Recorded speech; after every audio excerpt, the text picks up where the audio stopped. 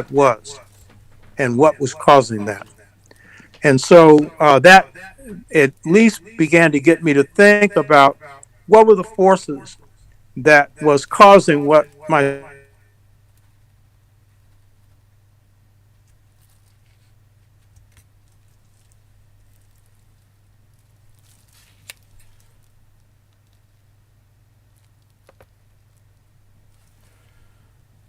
Right, okay. We appear to have lost Brother Oba T'shaka. Again, there clearly is some connection issue that's happening either from our end or from his end. We'll wait to see whether we can get Professor Oba T'shaka back. Do bear with us.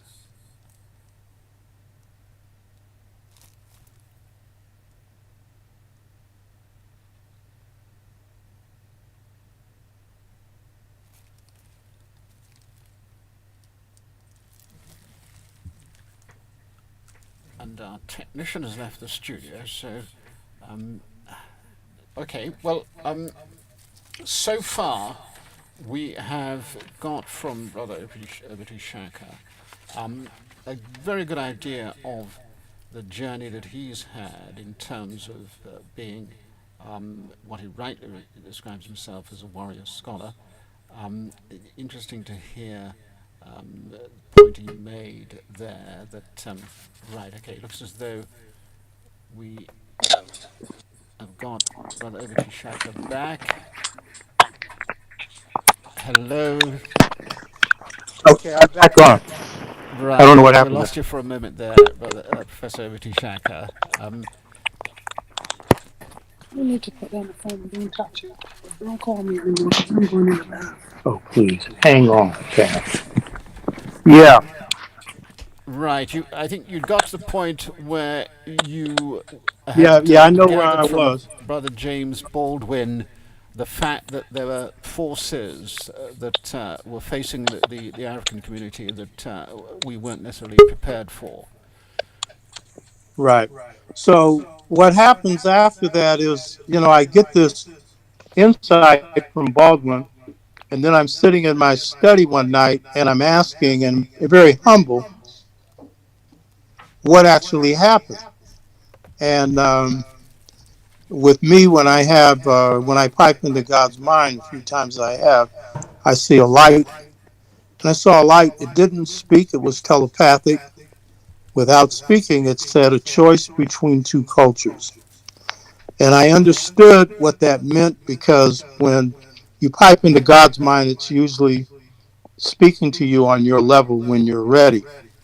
And so I began to understand what was happening because God's mind is whole. Um, it doesn't deal with parts; it deals with the whole thing.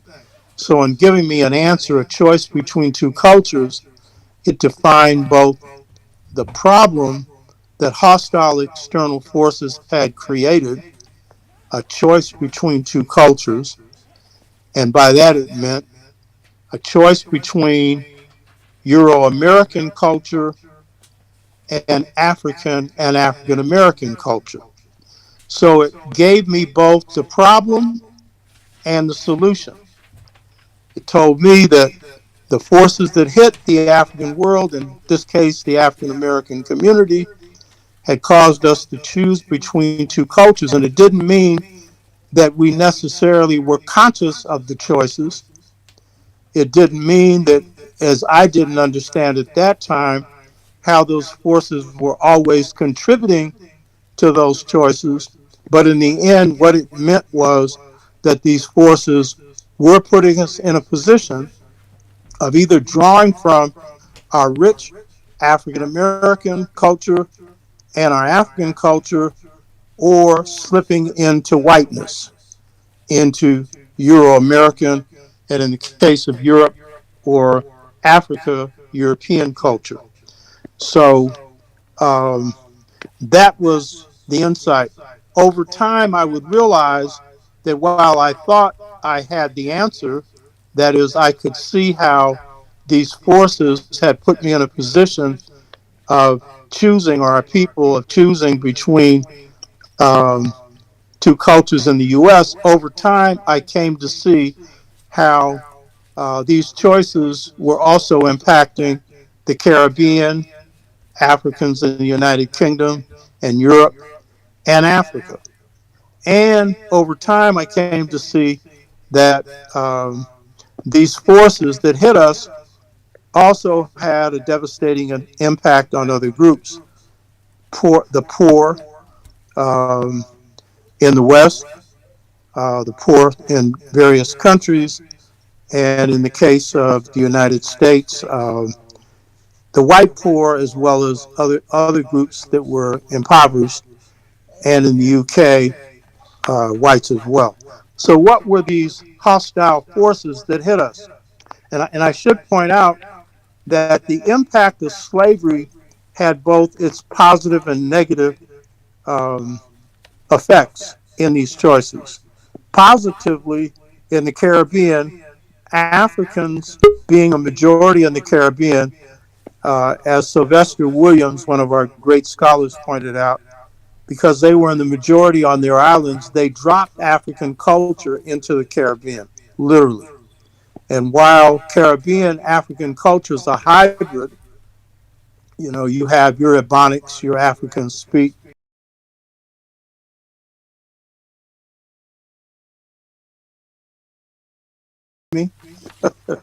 where brothers have outside wives, and the outside wives are contending to become the first wives.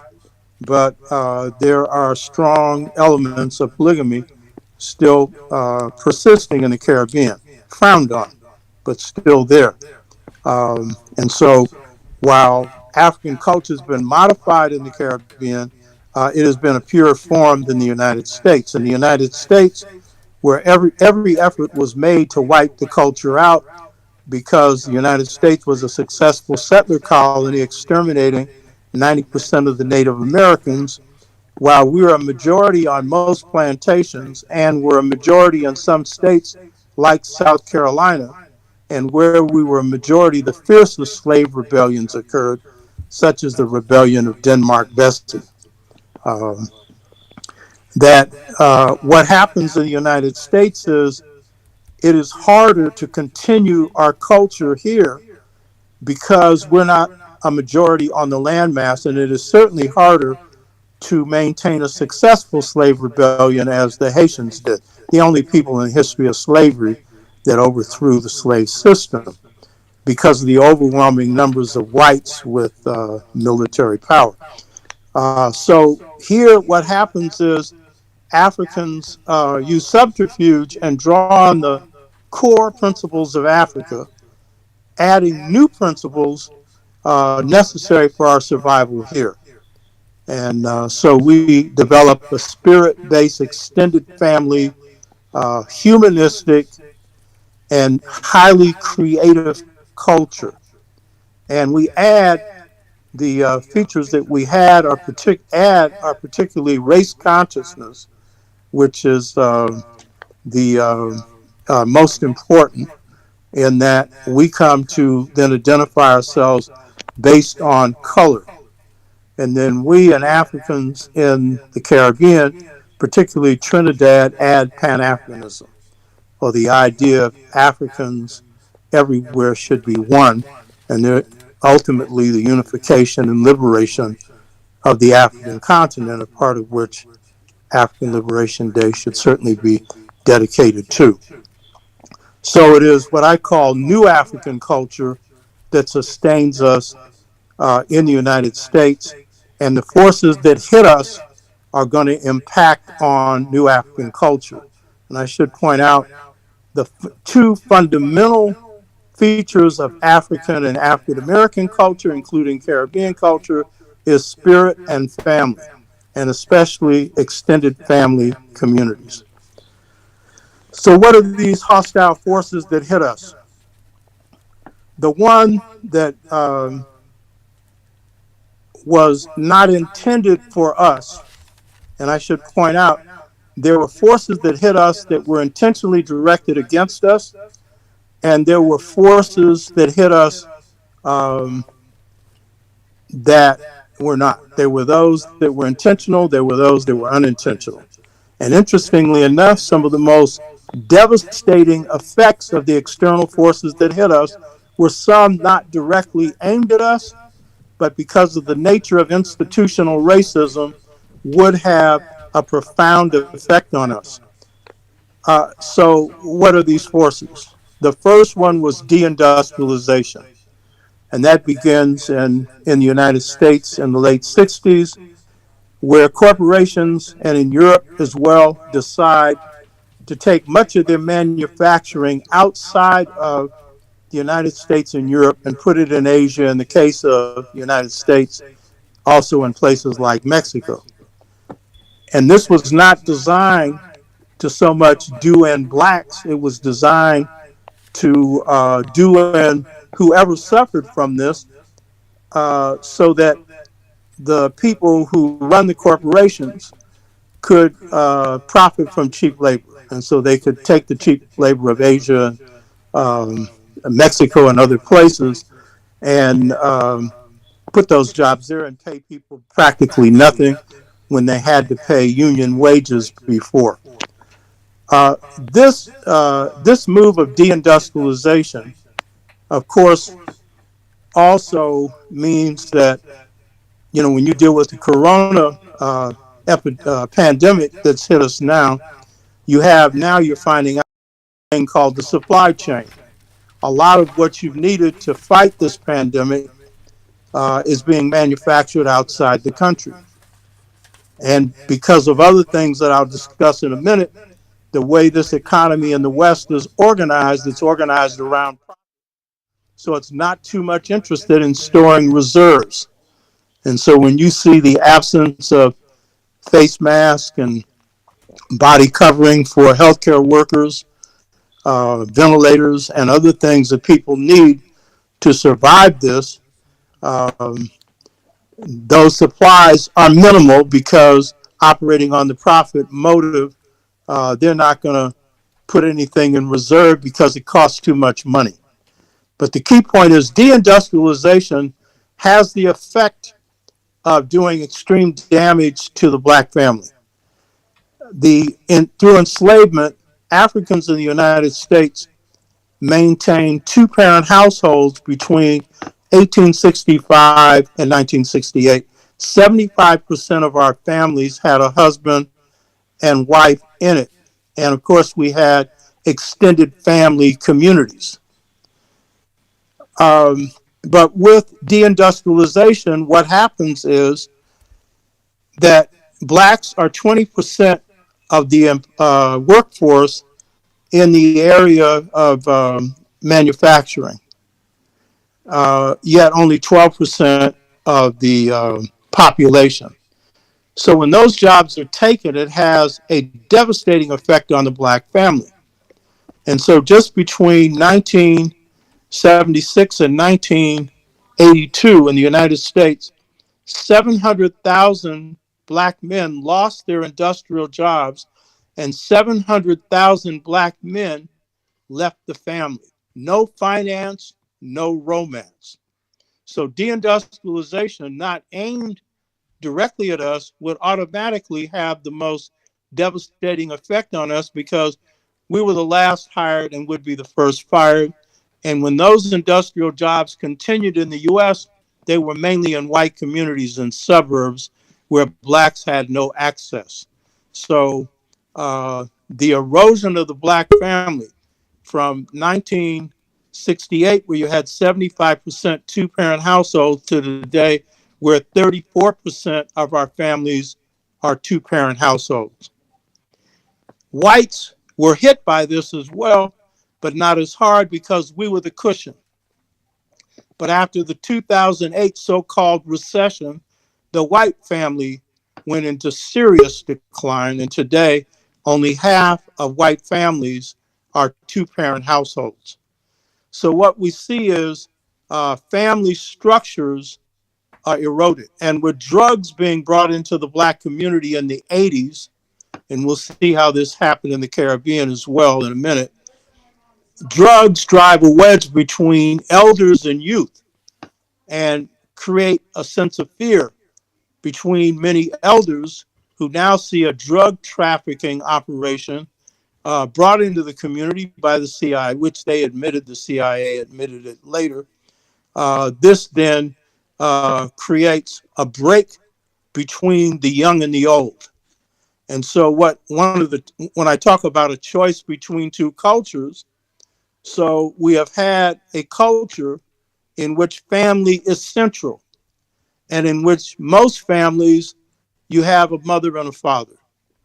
And so now we're in a situation in the US where the majority of families are single parent households headed by sisters. And for generations, young males and young females have not had sight of an elder male that they could call a father. And so that means a very important shift in culture around what it means to be a man, and therefore also what it means to be a woman. And singlehood becomes a reality that most people would not want to live throughout their life, but some become comfortable with. So this is also a shift based on these external forces. So globalization is a serious force. The election of Donald Trump is in part due to racism. Make America white again, when he says, make America great again. Brexit, a good part of Brexit is based on the anger and hatred towards foreigners. And as we've seen, the Windrush generation being thrown out of the UK, people who were brought from the Caribbean to work in service jobs and who make up 20% of the National Health Service in the UK, many of them being forced out of the United Kingdom, even though there was no legal basis for it. So that this is a hostile external force due, in this case, to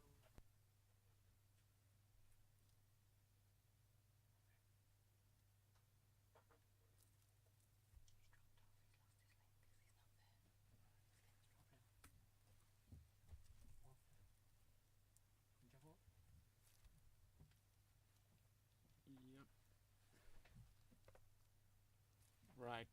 It would seem that we've got some link problems again with Professor T'shaka, so apologies for that. We'll wait for Professor Oba T'shaka to come back in.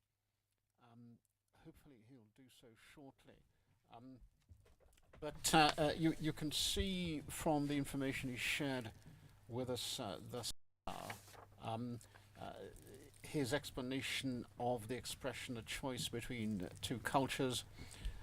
He has made it clear that what he's essentially talking about is the choice in the African American situation of European American culture and African culture.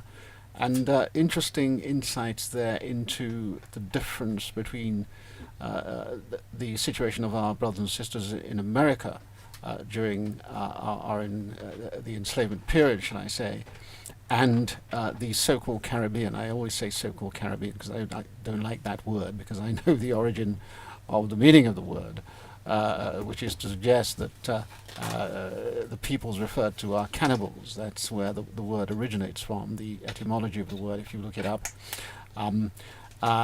Where in the so-called Caribbean, you would generally have a majority of African peoples, whether we're talking about Haiti, which he mentioned, Professor T'shaka mentioned specifically, and the brilliant defeat by the Haitians of three so-called superpowers of the time in the start of the 19th century, 1800 and the early 1800s, the French, Spanish, and British, to be the first group of Africans to liberate themselves from colonialism Of course, they suffered a real penalty thereafter, which I won't go into at this stage. But the point that Professor Oba T'shaka was making very well, it seems to me, is that the difference was that at least there you had the majority of African peoples, and so they were largely able to maintain more of the African culture than brothers and sisters in the States, for example, and the same, of course, would apply to brothers and sisters who went to other parts of the West, Europe, Britain, and or UK, and so on. And also the issue of the industrialization or deindustrialization of the Americas, where some 20%, I think he said, of African Americans worked in that in those industries. And so when the industrialists move their operations to places where they could get cheaper labor, the African American community suffered disproportionately, and in turn African families suffered. And Professor Oba T'shaka raised another point, which I think probably many of you will already be familiar, is that interestingly enough, during our enslavement, you were the African community had more families with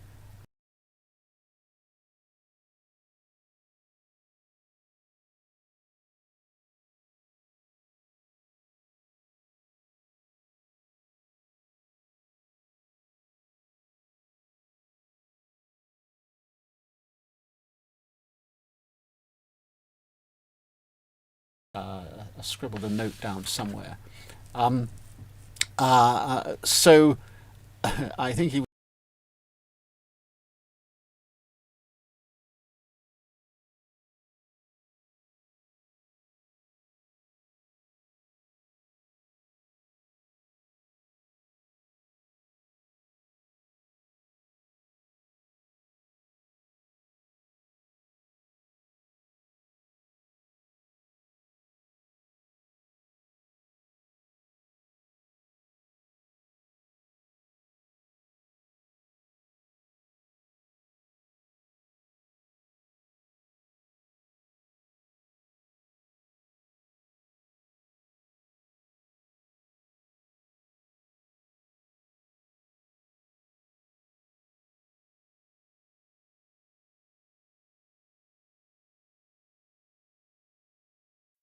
get a drum as a toy for Christmas. Was one of the greatest innovators. The note went right. It's a whole yard full of pans.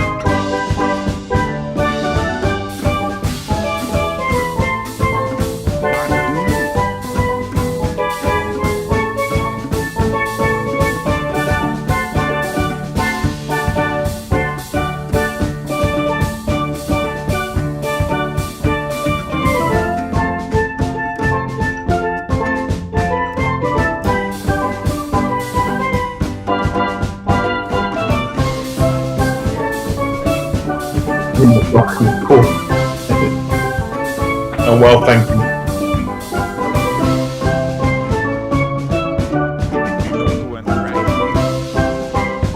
Can you hear me clearly?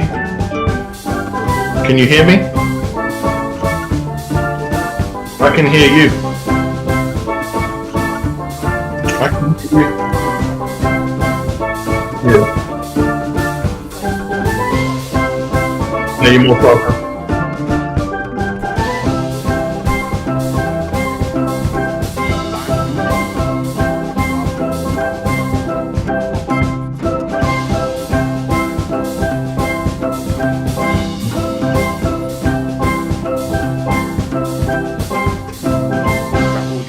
Yes. You're a criminologist. Get a drum as a toy for not in terms of profession, but very happy that you're able to join us. Just share with us your contribution on this Africa Liberation Day celebration, brother. So ultimately, one of the things I wanted to kind of talk about was kind of the state of predominantly young black people here within the UK. Because oftentimes when we talk about the issue around young people and violence, it's normally from the context of America. But there's a lot of issues that exist within the UK, which I guess needs to be explored. And I guess for a lot of our people around the world don't really understand some of the issues that our young people have been confronted with, and where there's similarities, where we may hear of a lot of the challenges that our young people face in places like America and places like the Caribbean, or even places like South Africa even. There are some similarities, but some clear differences in terms of the way in which young people behave towards each other, and how we ultimately can respond. Because we always kind of talk about this notion of we need to respond to issues of violence as it relates to young people. And oftentimes we don't know how. And I think part of the reason because we don't know how is because we don't know what the problem is.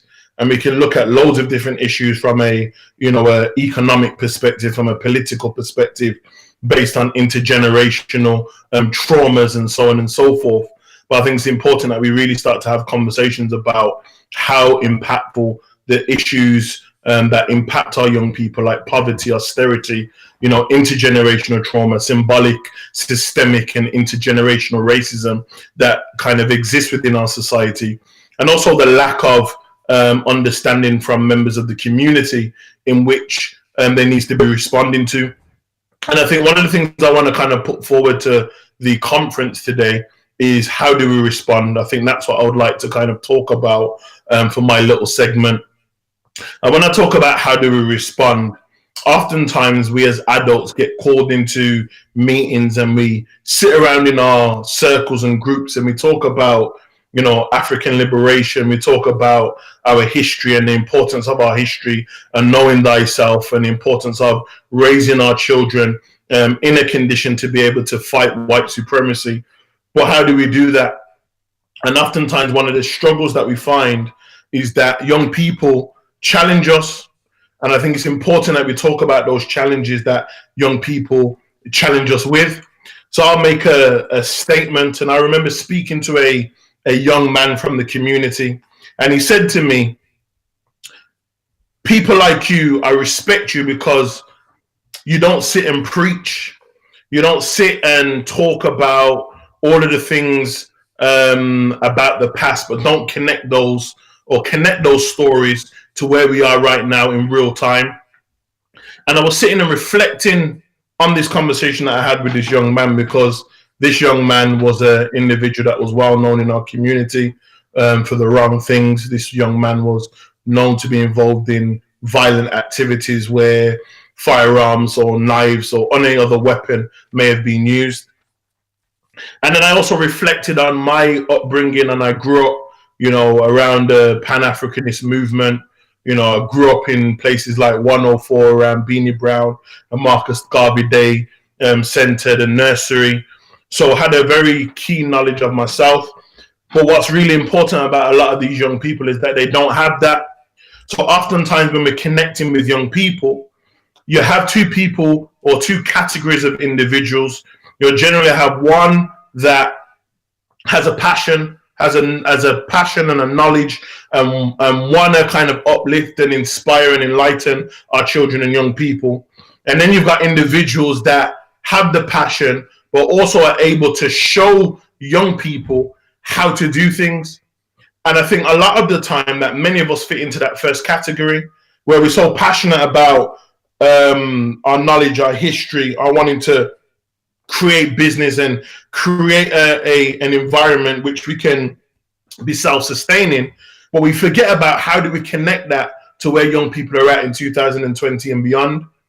And I think this is really important, because when we talk about the second category of individuals, oftentimes these are the individuals that are in with the youth, that know the youth, that understand the youth, and are able to bring things from the past in terms of our teachings, in terms of histories, in terms of teachings that we may have heard of, and connect that into a real life scenario in which young people can interact. And I think that's really important, because when we're talking about a time where, you know, COVID-19 has definitely demonstrated the vulnerabilities of children, I would say worldwide, but if we focus on the UK in particular, we're talking about millions of children where they're out of school, they're not being engaged with services that were generally funded by the government to work with a range of different types of young people. Now, due to, you know, finances and the economies being hit, a lot of these services are starting to draw back. Schools are not allowing their children to go to schools. I work with social services and do a lot of work with social services. And in terms of the vulnerabilities of children and young people inside a particular households where there's domestic violence, people that are suffering from issues around mental health or other aspects of violence has risen. So then what we see now is that a group of young people that are in different areas scattered around the UK that are engaging in a range of activities. So you may have young people that are involving themselves in something that we know as county lines, where young people are being exploited by organized criminals that are bringing drugs into the country and are using children as almost mules in order to sell their merchandise. And then you have the other situation where young people during COVID-19 are utilizing social media, and social media is being used even more so now during COVID-19, and on social media platforms like Instagram, like Snapchat, like YouTube, young people are utilizing these particular platforms in order to taunt their particular rivals. And whilst those behaviors take place on social media platforms, what we're now starting to see is young people now engaging in activities that are violent in our communities. So I'm sure many of us, even those from the UK that are tuned in, have watched locally a number of shootings and stabbings that have taken place in our local community. And we ask ourselves why. And then we're talking about young people that are just out in the public domain and just kind of out and about, just seeming like they don't care about what's going on in relation to the government's guidelines. And I will say, and I will challenge that you got a number of young people that possibly don't even understand what COVID-19 is. They don't understand what an epidemic is and an outbreak. They just see things on the news. A lot of young people don't watch the news.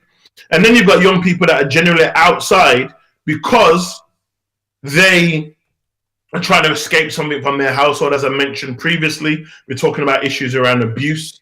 We're talking about issues around neglect. Domestic violence is also a major issue in our communities. So when you drive around your local areas, what you generally find is young people just standing around. The problem I have with that is that when young people are standing around, and bearing in mind the category that I just mentioned of young people that are online, that may be violent, that are utilizing social media platforms in order to taunt their particular rivals, when those rivals start to drive around to look for individuals that they may feel has caused some sort of trouble, unfortunately, what happens is those young people that are just out and about because they don't want to be at home oftentimes becomes the victim. Now, why am I saying that?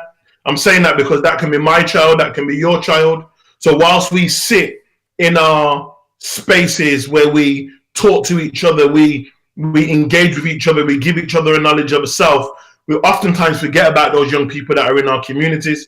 And it's about how do we address them? And how do we address them? One of the things that I talk about in my work is that we need to start developing frameworks in our local communities that we can use as an approach to engage with young people that may be affected by the issues that I'm ultimately talking about.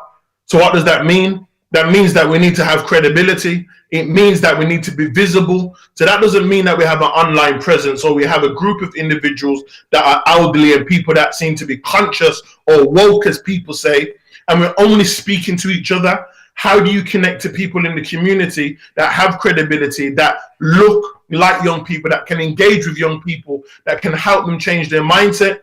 Because the reality is this: if you go to the street corner and have a conversation with a young man on the corner, talking to him about Marcus Garvey, he's not going to understand what you're talking about. If you go to a street corner and start talking to a young person about Martin Luther King, Frederick Douglass, W.E. Du Bois, Dr. Francis Cress Welsing, and any name that you want to mention, they're not going to know what you're talking about.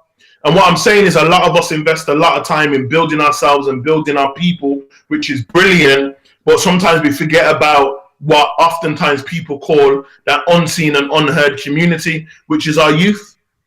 And the reason why our young people don't engage with us and engage in these national conferences, because I can guarantee if we was to look at all of the people that are subscribed to this particular conference, it's not going to be the young people that we're talking about.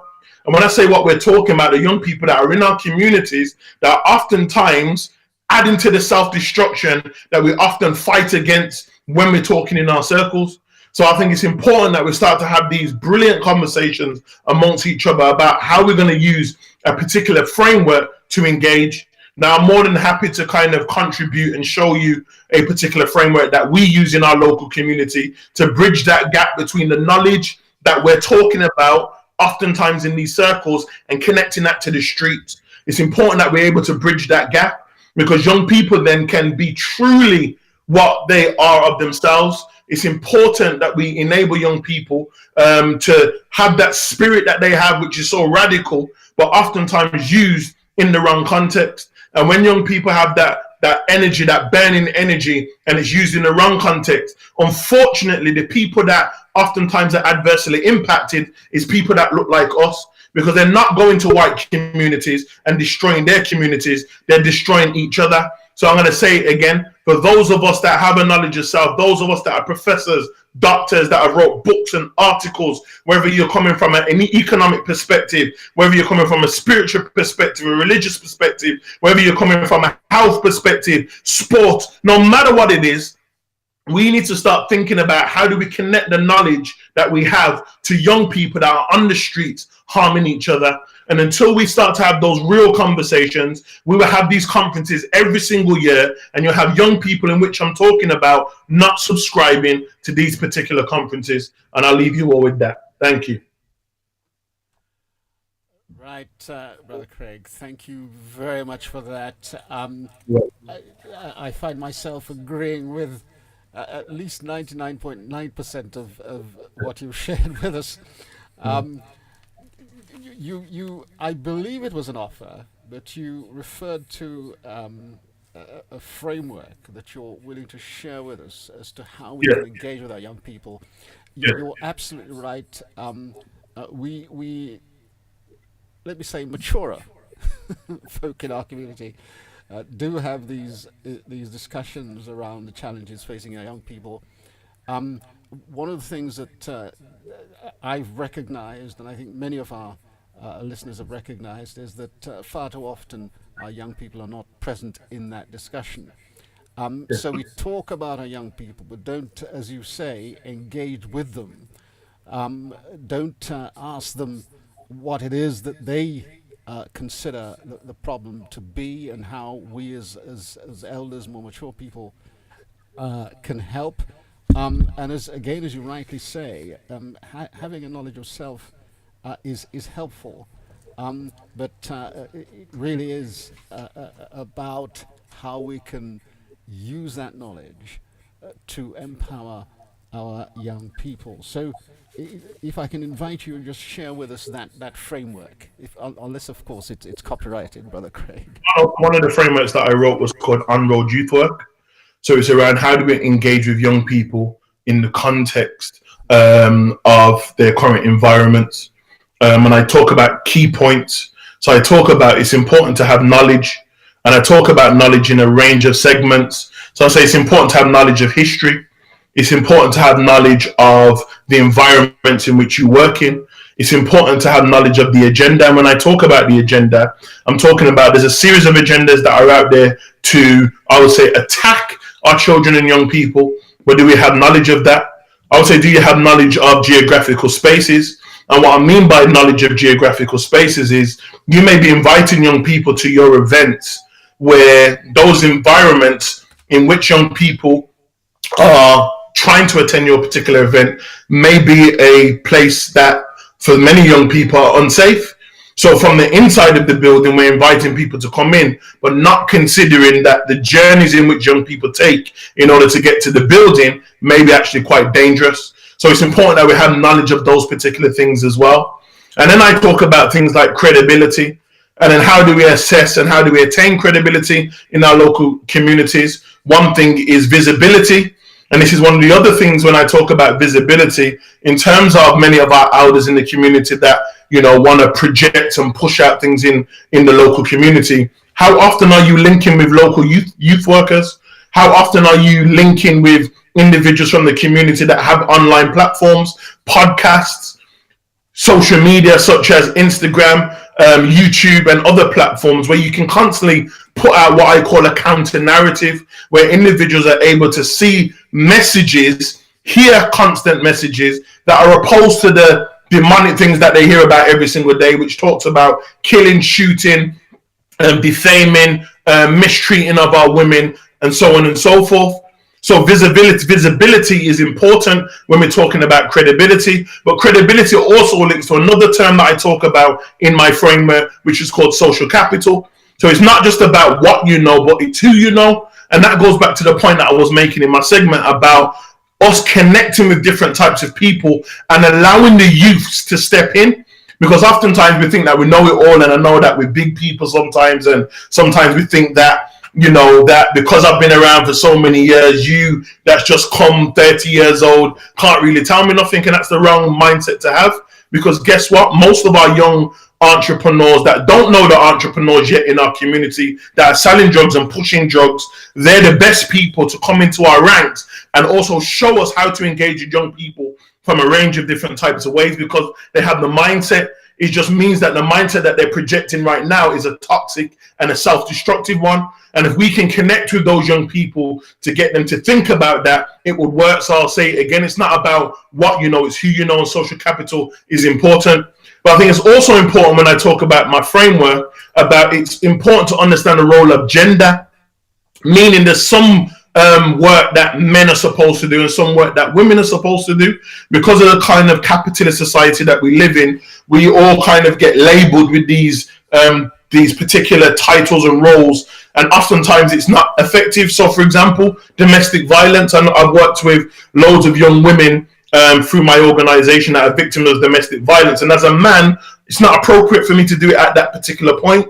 So when we talk at things like child services, social services, youth offending, probation, or in schools, oftentimes it's middle-class white women that engage with our communities. So oftentimes it's important to understand the role of gender, race, and those intersections between the two. I also talk about the importance of us understanding how do we work in certain communities, because not every community is the same.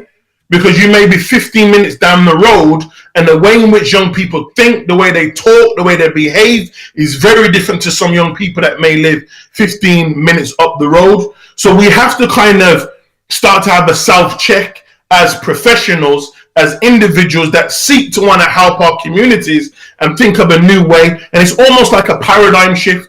So the framework in which I'm talking about is almost a paradigm shift and how we look at young people, how we understand young people. I also talk about dress code, which is important because dress is symbolic language. So just as you see the authorities like the police, we know that when our people come into contact with the police, automatically we start feeling anxious based on intergenerational trauma, based on a number of factors. But one most important one is the clothing, because the clothing is a symbol, and a symbol is oftentimes, for many of us, is oppression. For many of us, when we see the clothing, it represents death.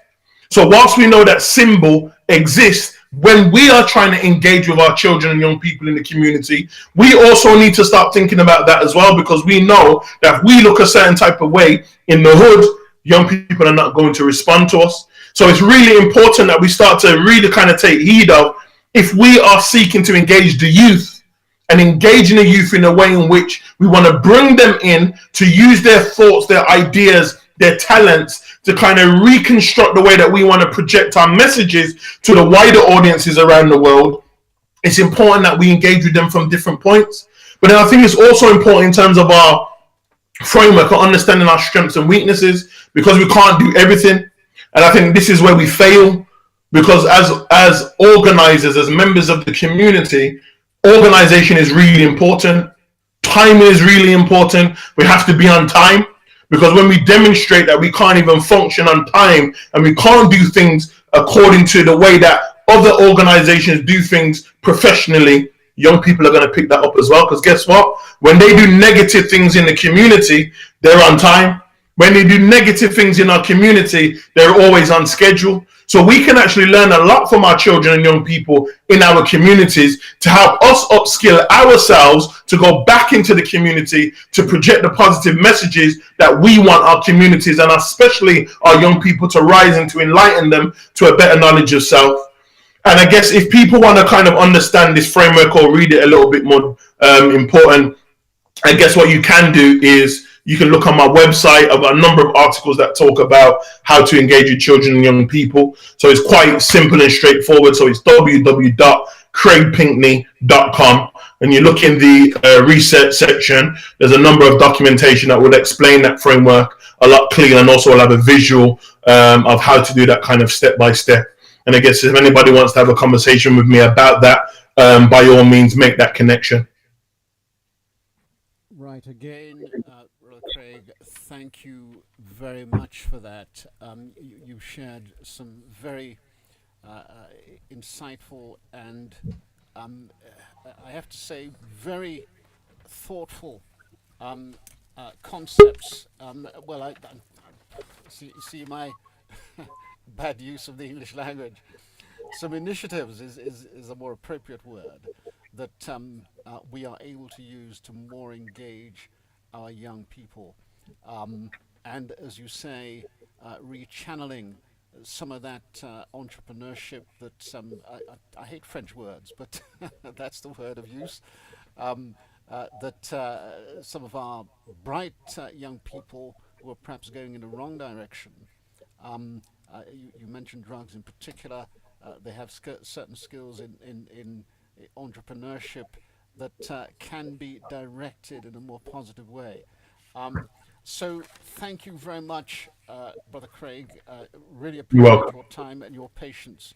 I think we've got a brother from the Manhood Academy, who I know you're familiar with, waiting in the wings. So we can bring that brother on.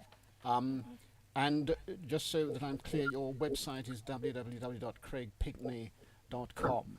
So Correct. Both our more mature listeners and our younger listeners can go to that website for to share some of the information that you've shared with us. Thanks Indeed. again for your time, brother. Peace. Right. Okay. So, Brother Craig Pinkney, criminologist and brother who works extensively with young people, sharing with us an excellent framework for engaging our young people. We're going to take another break at this time whilst we just prepare to bring on our next speaker. And in fact, I note that before we do that, I know that Brother Professor Oba T'shaka is back with us. So let me go straight to Professor Oba T'shaka. Professor T'shaka, lost the link again, but thank you very much for coming back to us. You had gone, I believe, a considerable way through your presentation. Do you have any, just some further thoughts to share with our listeners? Yeah, finally I got a computer hookup. My computer technician got it straight for me. Yeah, what I had finished on was how the external force of deindustrialization had weakened black families. There are some other external forces, and I just want to conclude by showing how this plays out. In the discussion you were having with the younger brother, where he was dealing with violence, is another external force that has become magnified more recently.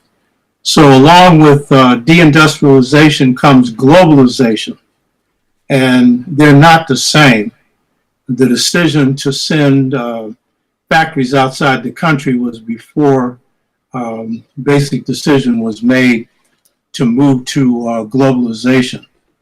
The primary architect of globalization is a guy, an economist called Milton Friedman. And Friedman comes out of the University of Chicago. And he creates a school of economics that is supportive of making the rich richer and the poor poorer. And this globalization is formulated at the University of Chicago. And it cannot be run in the United States because there's massive resistance to it. So it's first run in Chile and other areas outside of the United States. It's perfected and then brought back and applied both to American citizens and to Africa and the Caribbean. What Milton Friedman basically argues for is ending the New Deal policies that had been put into effect during the Depression. And those New Deal policies put into effect Social Security, unemployment benefits, and other benefits that benefited workers. And this is largely because you had a union movement in this country that threatened the overthrow of the country, and Roosevelt bowed to that. And so corporations had opposed this all along, and Milton Friedman becomes like the mouthpiece for what becomes known as neoliberalism. And what is this? This is the idea that corporations should rule supreme, that the free market should determine everything, which means big business and the extremely rich. This means that countries in Africa and the Caribbean and Asia, those that allow it to happen, should not be able to protect their own economies. They should not have protective tariffs, and that they should open up everything that should belong to the nation state for corporations to grab. And so Social Security, retirement benefits, health care, education, and even water is set up so that businesses can come in and essentially gain control of them. And in Africa, this becomes known as structural adjustment. And in the Caribbean, pretty much the same policies are applied. And so in the 80s, when the aid comes from the World Bank and the International Monetary Fund, it comes on condition of privatization, that everything that the government that owned and could be profitable, and especially services that only really government should conduct, such as healthcare and education, that these things should be privatized. And aid is given to these countries on condition of that. So this drives Africa into deeper poverty. This is an external force. In the Caribbean, if you take a country like Jamaica, where a lot of blacks from the UK are from, when you have the Michael Manley government that is trying to carry out programs to benefit the people, what happens then is that the IMF and World Bank comes in, and after Manley negotiates one good agreement, imposes harsh requirements on Jamaica, and those requirements basically say that Jamaica has to end or lower its tariffs, and tariffs are a tax on foreign goods that come into a country and it enables your economy to stay whole. The American economy would not be what it was and is if it had not been for protective tariffs carried out after the War of Independence. So all of this was designed to break the Jamaican economy. In the 60s, Jamaica was one of the most prosperous economies in the Caribbean. And after the tariffs were removed based on conditions from the World Bank and International Monetary Fund, the milk industry, the meat industry, a host of other industries were driven to the wall, and Jamaicans were driven into poverty. Their currencies were devalued. Now, Milton Friedman's policies get currency in Chile and also Indonesia. In Indonesia, they murder 1 million Indonesians who were supporters of Sukarno and install a dictator named Suharto. And in both Chile and Indonesia, they moved to the same privatization where everything that had been government-owned almost had become privatized. Chile has to abandon it later when their economy is driven into the ground. Now, what needs to be understood is that globalization is then brought home. And it's with Ronald Reagan that you see the breaking of unions, with Bill Clinton, the ending of welfare, and except for 5 years. And that was one of the New Deal programs, one of the few things that the poor get. And in the case of Europe, Europe's social safety net, including your healthcare services and including other benefits that you see the Scandinavian and European countries have for the people, those have been attacked. And in the case of the UK, 60% defunding of the National Healthcare Service. And blacks are most heavily affected by that, and other poor people. And you see now with Brexit, Trump has made it clear that the National Health Service is up for negotiation, which means the United States wants to see it ended. So the corporations can come in and grab it, and you'll find the health conditions in the UK eroding to what they are in the United States, which is extremely bad because there is no national healthcare system here. It's all privately owned. So this is a powerful external force that introduces poverty in the Caribbean and in Africa,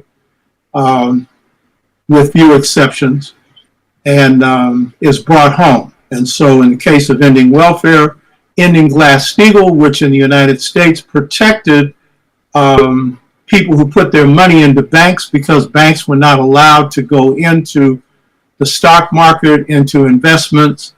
And when Glass-Steagall is ended by Bill Clinton, a Roosevelt New Deal practice, then suddenly derivatives, the investment in derivatives could occur. Derivatives where you have packages of loans, and many of these loans are no good. And so the derivative market in the world is greater than the global economy of the various countries of this world. And that is still going on. And now with this coronavirus hitting and you have the flattening of global economies, things are even worse. So now, if Trump's elected a second term, you probably will have, if he's able to get the House of Representatives, they would probably go after Social Security. And right now, with the coronavirus, the Senate is refusing to come up with money to help states. And states have had to bear a heavy burden in the healthcare crisis. And since their economies have collapsed due to people being sheltered in place, taxes have been eliminated for state governments. And so they need help from the federal government. And the federal government is holding off on a $3 trillion budget that Nancy Pelosi, Speaker of the House, has put forward. And they made it real clear, the bottom line is they do not want to strengthen pensions because they want to end pensions as a social safety net. So the idea of Milton Friedman was to make the rich rich and the poor poor, and it's been very successful. 6 people in the world own half of the world's wealth. A handful of people in the United States have over 60% of the wealth of the United States. So this is an external force. This external force creates all kinds of problems added on by a virus that has attacked us. What are some other forces that have hit us? We know that the intelligence agencies put drugs in the agency. What was communities get good loans, and blacks have been moved out. That was designed to destroy black communities. It could be a basis for resistance. However, it couldn't be destroyed because wherever blacks move, whites move out. So we have black communities constantly forming, and some that couldn't be broken up no matter how much they tried. We have counterintelligence program. I had 3 assassination attempts run on me, as well as an attempt a couple of times to deny me work, one of which I didn't fight, and another of which I fought, which was at San Francisco State. So I pointed out I've never lost a battle. But many of our people went down through the counterintelligence program. I was here in the UK in the 70s, and I read a book about collaborating. It's one of the strengths of our culture. A lot of our people, particularly our conscious people, are engaging in change and learning from each other. So when I went back to the States, I went to my library at San Francisco State, pulled the book, and kept it for 20 years until my priest said I had to return it because that's theft. So I copied it and returned it. But I mastered it, and my book, The Art of Leadership, we know it's killing black people more than anything else due to structural racism. We also know that in the States, they did a survey of 25,000 people, and they showed that blacks are 6 times more likely to be admitted to a hospital or being given a test. Now, if that survey said 6, it's more like 16 times. Because when you hear all these black people who are dying or have died, their families say they were at the point of not being able to breathe and they wouldn't have let them in. And some of them got admission after they were dead. And so this is the nature of how structural racism works. And so, we have to fight that in every way possible. And one way is to be healthy. Try and work to maintain a good immune system. I have a 93,000 score on an antioxidant test. That's the most important test you can get, which tests the health of your immune system. 50,000 is perfect. I'm wondering why I didn't get 100,000. 93,000, I was supposed to get double perfect because I'm a strategist. I've been pursuing a strategy to live past 100. I'm 80, never tired, never sick. I worked 40 years at San Francisco State, never a day sick. I don't get sick. I make people sick. I transfer high blood pressure, stress, and heart attack, but I don't get them. And here's another key thing I want to stress that in these external forces. We need to know the importance of loving ourselves.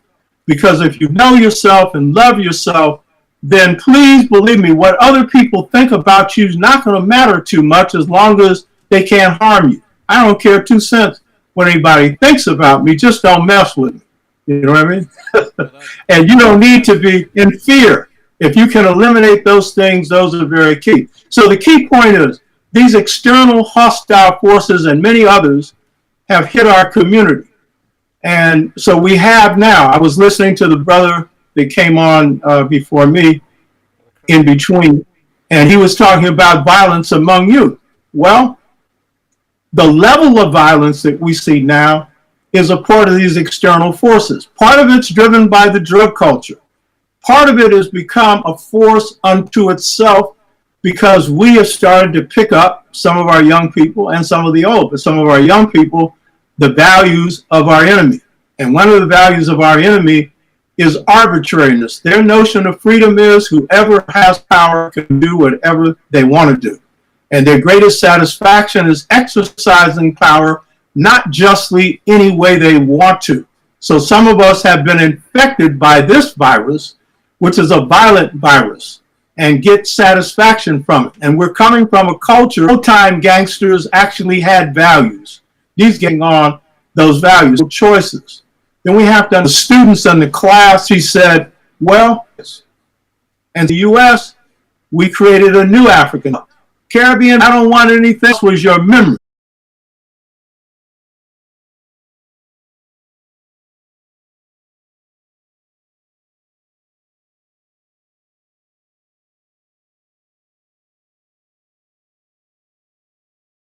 on. We have some people who've been waiting ever so patiently. Fantastic contributions from all of our speakers earlier on, and some real thought-provoking and challenging messages, I think, as well, particularly for us elders. So I'm going to call in some of our representatives from the younger side of our community. So we have, I'm not hearing anything. We have Brother Shakara in the house. Brother Shakara, are you hearing me? I'm not hearing anything. Technical support. I can't hear anything from Brother Shakara. No, yeah, can you hear me now?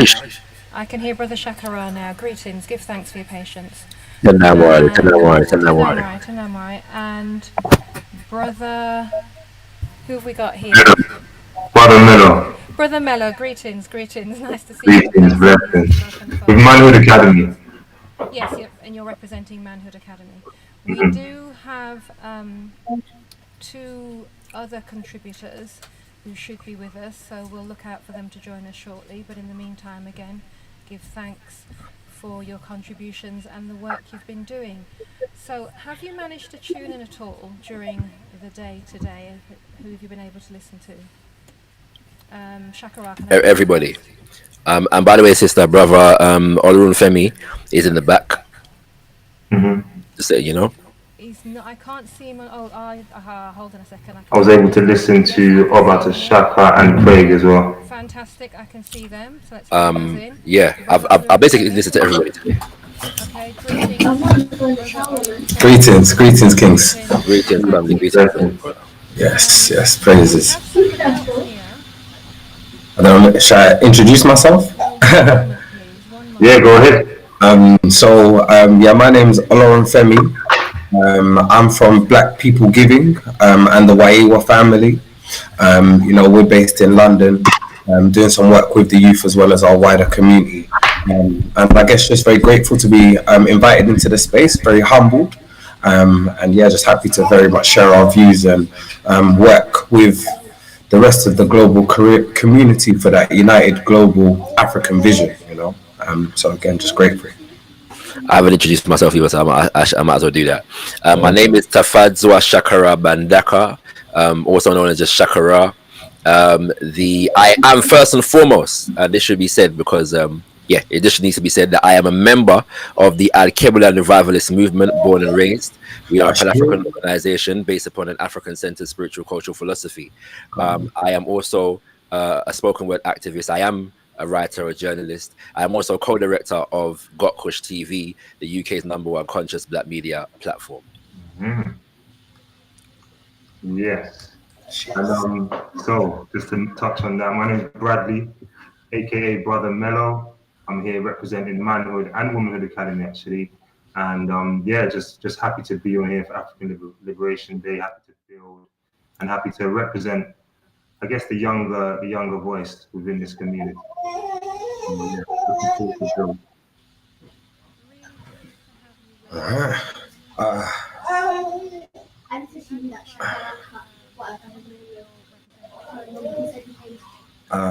I'm unsure. Are we going to be asked questions, or are we supposed to flow? I figured we were going to get asked questions because just before you came on, Sinaida did ask us a question. So okay, I guess. Greetings. Apologies. We give thanks for your introductions. We did invite a couple of sisters from Conscious Sisters UK movement who were with us earlier. I'm not sure if they're able to come back. We have been communicating with them offline, but not seeing them on at the moment. But if they do come back, happy to have them in. Thanks for sharing what you've done so far. So what we'd wanted to do was to have contribution from both sisters and brothers, on a couple of things. Reflections on anything that you've heard today, particularly around solutions or strategies for our young people. So let's just take that first. Let's take any reflections from today, particularly around strategies and solutions. And obviously in the current climate, can I go to Manhood Academy first? Manhood. Okay, perfect. So I think it was Craig, who I'll touch on first, because I think he really did kind of touch on a lot of things that we need to be doing as elder people within the community, looking at the youth. Um, just to kind of, I think the best way to kind of go through is tell my story. I kind of come into, everyone wakes up, you come into that consciousness, and started looking for a lot of different things, knowledge, truth, and I didn't actually find anybody around our kind of age and within this kind of younger mindset to kind of share that information with. It was from a lot of the elder generation, which is natural. I guess it's natural. However, we do need to start putting in some sorts of framework. And I guess that is exactly why I'm working with Manhood Academy. I've met both of these brothers beforehand as well, and yeah, I just really think we need to do more to kind of connect with the youth. One thing that I do myself, I work in social media marketing. So it's funny because Craig mentioned that quite a lot as well when he was speaking.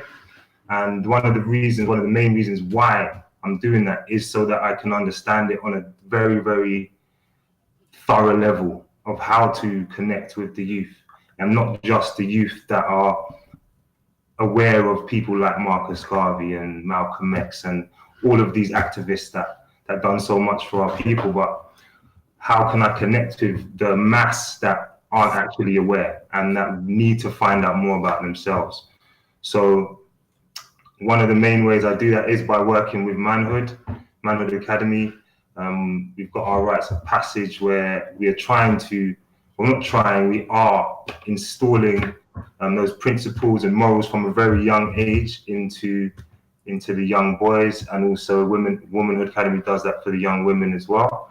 But I think that it's definitely a framework or some sort of guidelines that we need to start stepping towards, so that we can connect the youth on more of a mass scale. And I know that you guys are doing the same thing at BPG, and there are many different organizations and people who are putting these things together. So it's nice to be on here to be able to talk about builds and more solutions as to how we can make that happen. But the framework and keep working towards connecting with the youth on their level, so that we can draw that energy out of them and guide them for the right ways, and not necessarily always telling them what to do, but letting them lead, just giving them that guidance, so that that powerful energy can be used in the right ways. So I know Craig touched on many different things, and Oba T'shaka touched on many things as well, which I think we can all build on as the younger individuals in the community, and just keep putting together that framework to make that change. Well, I'm loving Yeah, it's quite quiet though. Okay, I'm loving hearing that the collaboration that you're referring to, and the sort of values that you're saying are underpinning your framework. And quite often, as elders, we're not clear that that structure is being instilled in our young people. So really pleased to hear that. Can I just pause for a minute, as we have been joined by Sister Nashika. So greetings, can I welcome you, Sister Nashika, from Conscious Sisters UK. Welcome, sister. I'm not hearing you. Your mic's on, but it's extremely low from where I'm sitting. Try that again for me, please. I can hardly hear you. I can hear a bit of background noise. Okay, are the other panel members hearing her clearly? I can't hear her clearly. She's very quiet, yeah? Yeah, very, very quiet. Yes. So sis, can I make a suggestion? Maybe just come out and come back in again. I'm not sure what it is. Okay, thanks for your contribution, Brother Michael. And like I said, really pleased to hear about the collaborative work and the structure and the principles. When you were listening to Brother Craig's work as well, and you're saying that kind of resonated with you, where are you guys based predominantly? So we're based in London predominantly, Manhood Academy. It's actually quite funny. I'm currently residing in Birmingham, which is where Craig Yes. is based. So I've come down here for my profession, just where I'm working, but we're also hoping to collaborate with Craig and the community to try and install that down here as well with manhood. Fantastic. Give thanks for that. Can we just check on Sister Nashika? Greetings, sis. Now you sound like you're about 3,672 miles away. I was so sister, No idea why it's so low. Okay. are you using a phone? Yes. Maybe that might be why. I don't know if you got a laptop to hand potentially. or a hands-free set. Yeah, some headphones. Phone, maybe you can plug it in. Yeah, okay. Just type with the headphones. Please, yeah, and I'll just take a contribution from one of the brothers. Thank you. Shakara? Tell them why. You've been listening? Tendamwar. Yeah, just so the question is in relation to solutions coming out of what's been said already. Yeah, I can clarify. First of all, let me just bring greetings on behalf of Brother Leader Bandakad and the leadership of the Al-Kibla Revivalist movement. As I say, a protocol. I also just want to evoke the spirit of one of our recently passed members, Sister Nkechi, because she was very passionate about, she was very passionate about AOD. Yeah, and if she was with us on the physical plane, she would definitely be here listening. So I just want to bring her spirit to our board. Tenamwari. When it comes to what has been said today, there are a number of things that stand out for me. First of all, the people that I was able to hear. What's the brother from Uganda's name again? Brother Abbott Zulu, Dawes Zulu. Zulu. Right. So I was able to hear him, Dr. Erica McInnes, and Baba Oba T'shaka and Brother Craig Pinkney. Yeah, and I think that there's a couple things that stand out to me. The main thing, though, is that in relation to our sister Erica McInnes and Brother Craig Pinkney, yeah, the work that they're doing is extraordinary. But not only are they doing work, they're providing training. Yes, and in relation to this issue of young people and youth, yeah. And there's so much I can say about that because I'm born and raised in the team. However, it appears to me that where we have people that are not only working with youth, but are providing training for the community in how to work with youth, it appears to me that organizations need to be taking advantage of those resources. We're at a very unique position at the moment, whereby we not only have activists, but we have activists who are providing training in specialized fields. If Dr. McInnes is developing African-centered psychology, homegrown, so in the UK, then it suggests to me that where we have issues in our community, there are sisters and brothers who are able to instill us with what we need to be able to have that impact that we need to have in our community. Yeah. So I'm suggesting that whenever we come to AOD every year, there's a conversation about whether you them there.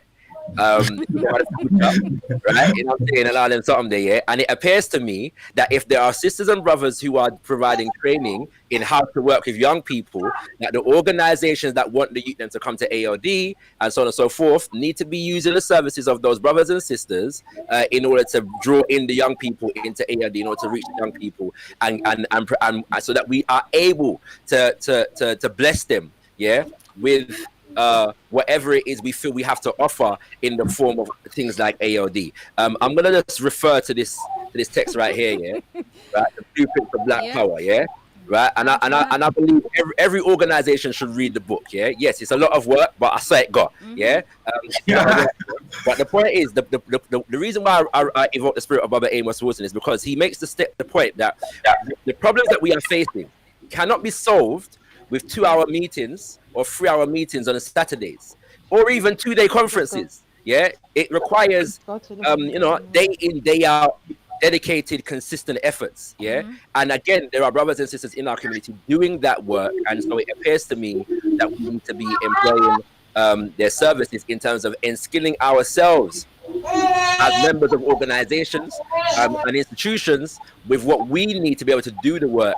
And then we can also help to strengthen those brothers and sisters' work as well. And that cross-fertilization should solve a lot of problems. And there's more I can say, but I'll stop there Okay. to give. I'm hearing that. There's some points I wanted to pick up on that, but before I do that, let me hear from the others, and obviously I can reflect back on a collective feedback, if you like. Can I just again, just before I come to you, Olorunfemi, can I just check in on Nashika's sound? Can you? Any better? It's a bit better. I think we can work with that. If you're able to kind of really shout at us, it might work. Yeah. You can shout. I know at how us. to shout. That's loving your hearing strong, nice and powerful. So I'm going to come back to you shortly then. Let me hear from Brother Olorunfemi, and then we'll come back to you, okay? Hold with us. Thank you. Go ahead, Olorunfemi. Greeting,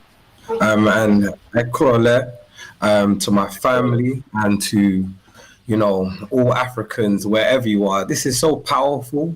Sorry, I just want to say, because to be able to connect with individuals in America, in the UK, in Africa, like this lockdown has been spiritually for us as a community, I believe, has been so powerful. I'm so sorry, I've got a young one in the back. No problem. Just want to take her outside, please. Sorry. Sorry, she's 8 months old. Okay. Sorry, like it's Just the right age to start learning. And to yes, honestly, literally just started crawling, trying to stand up a little bit, like, you know, being able to connect to her, it's so powerful. But yeah, so I feel like this corona and COVID epidemic, you know, philosophy, whatever one wants to call it, has been so good because many of us have been doing so many works. And I feel like we've really needed this rest, this time to regroup, number one, and, you know, revitalize our energies. But then secondly, the fact that we're having African Liberation Day online, it's more accessible to people. We can now all connect, you know, we were always strong spiritually, you know, that is the foundations of our growth as a community and as a people. So as we are able to, you know, work on our inner space while we are locked down with our families, you know, entrench and better values, now we can fortify our spiritual selves and now connect deeper through the ether, you know. So that's the first point. But what I would say, based on like what Oba T'shaka, because I only call Oba T'shaka and Craig, both very, very powerful speakers. If I was to talk about, I'll talk about Craig first, you know, let's meet it where it's at, because it's the thing where, as he said, like the youth of our community are almost speaking a different language to us, you know. Even me, I'm 26 years old and I'm working with like the youth, 14, 15, 16, 17. They're like, oh, uncle, you're old. You know, and I'm like, what? Like, you know, like, we do a lot of stuff. Like, we do a lot of work on the street, so we do a lot of outreach. You know, I do a lot of training, teaching around communication, also supporting them on their journey in terms of like reading, development, meditation, and these sorts of things.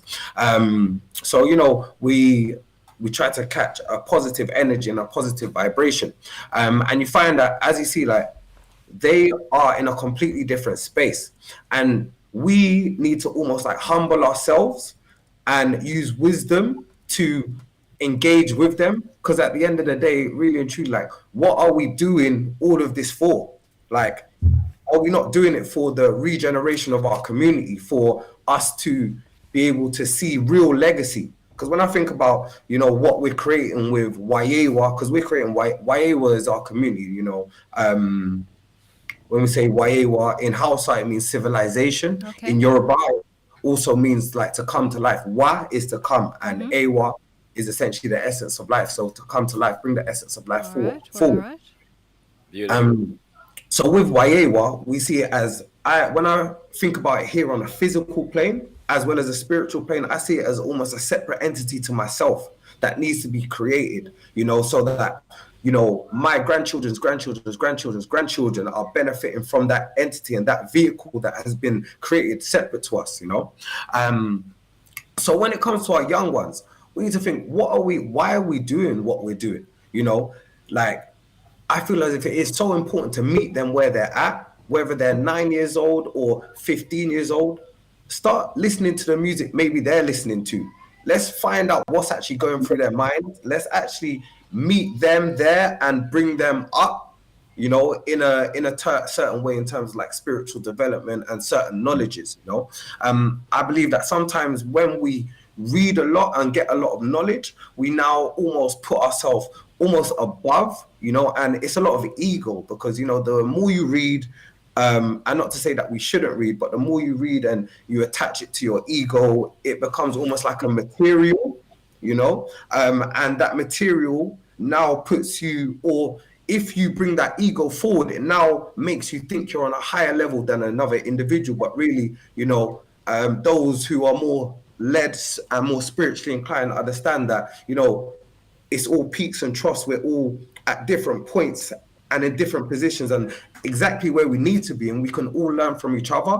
So I believe, you know, what bro Craig said, you know, and I literally, as he was talking, I literally went on his website straight away because I want to contact him. I want to learn, you know, some of the stuff he's talking about. Some of I started making notes on some of the systems that he's using and creating because I'm thinking, yeah, like as bro Shaka said, like we need to start like the people that are training that can train people to be community activists. We need to empower them further so we can have like 10 of us, you know, so we can amplify that message more, you know.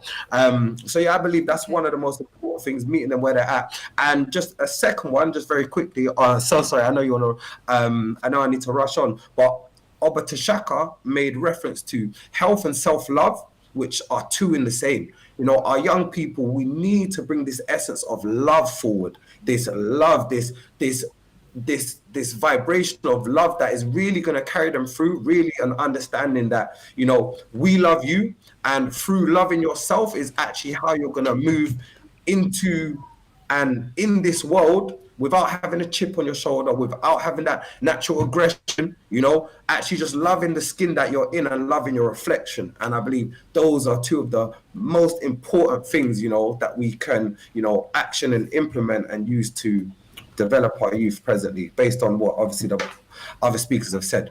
Okay. Thank you. Thanks, my brother. Plenty there. I can tell you're really feeling the messages today, and obviously very, very passionate about our young people. Sister Nishika, are you with us? Yeah, greetings, sis, and greetings, brothers. So, gonna Can you hear me? Yeah, that's good. That's good, sister. Okay. Did you hear what we were sort of asking people to do at this point? No,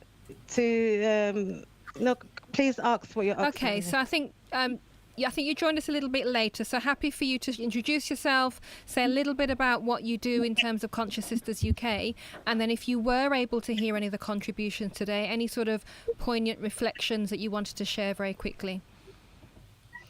Okay, greetings. I'm Sister Nishika. I am the founder of Conscious Sisters UK. We're a social media group. The group is it's a sister group, and its aim is to encourage so-called non-conscious members of the community to conscious events and to have discussions about the community in general. I'm also a community activist. I've held a few protests and a few campaigns out, some in central London, one for a couple for police custody deaths and deaths in police custody. My sister, sorry, are you hearing me? Yeah, we're hearing you. We're getting a little bit dizzy with the phone, but we're hearing you fine. Yeah, go ahead, my sis. Apologies, my laptop is in the shop and That's this is the best I can do. Okay, this is good. This is good. Oh, is it falling? Okay. Okay. Go ahead. Sorry. Okay. So, yeah, I mean, I held a protest for a brother called Mzee Mohammed that was died in police presence a few years ago, and also did work with Sarah Reid campaign, and I worked for a few years on the African Emancipation Day Reparations March, and I was one of the delegates who presented the petition to Parliament. Okay, the year give before thanks. last.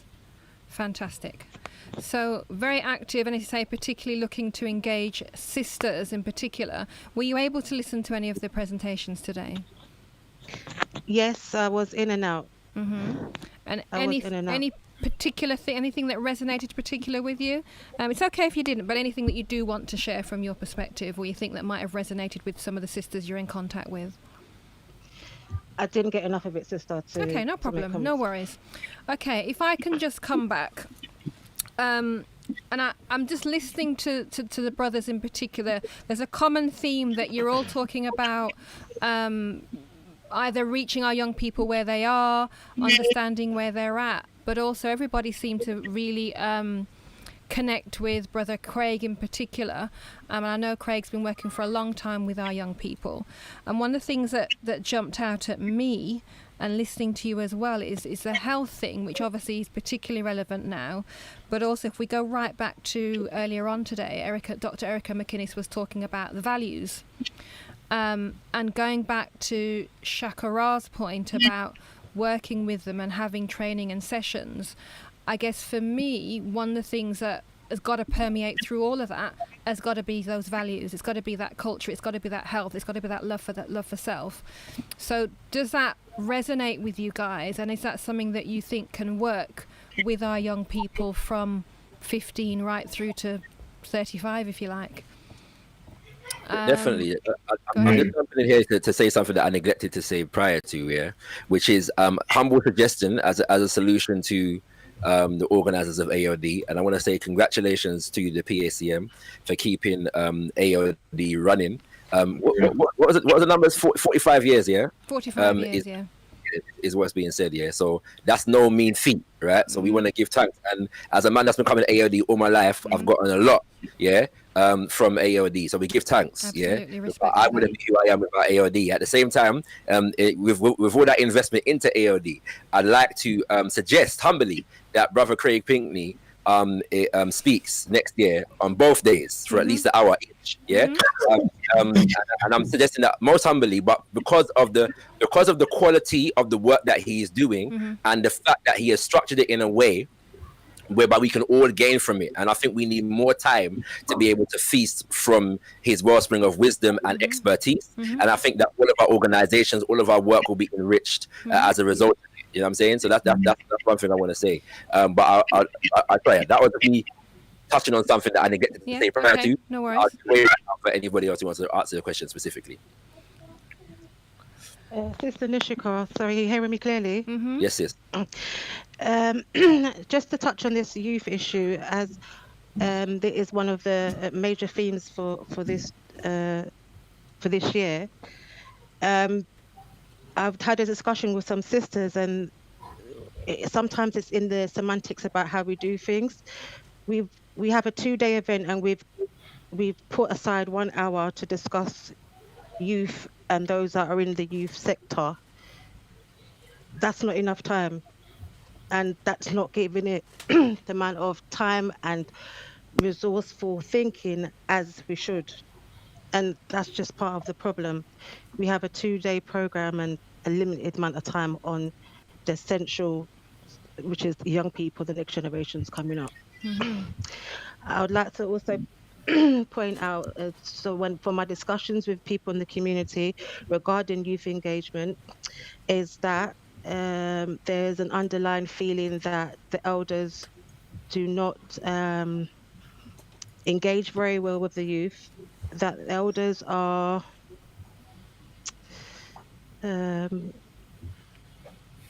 very disinclined to adapt, that elders are very strict in their philosophies,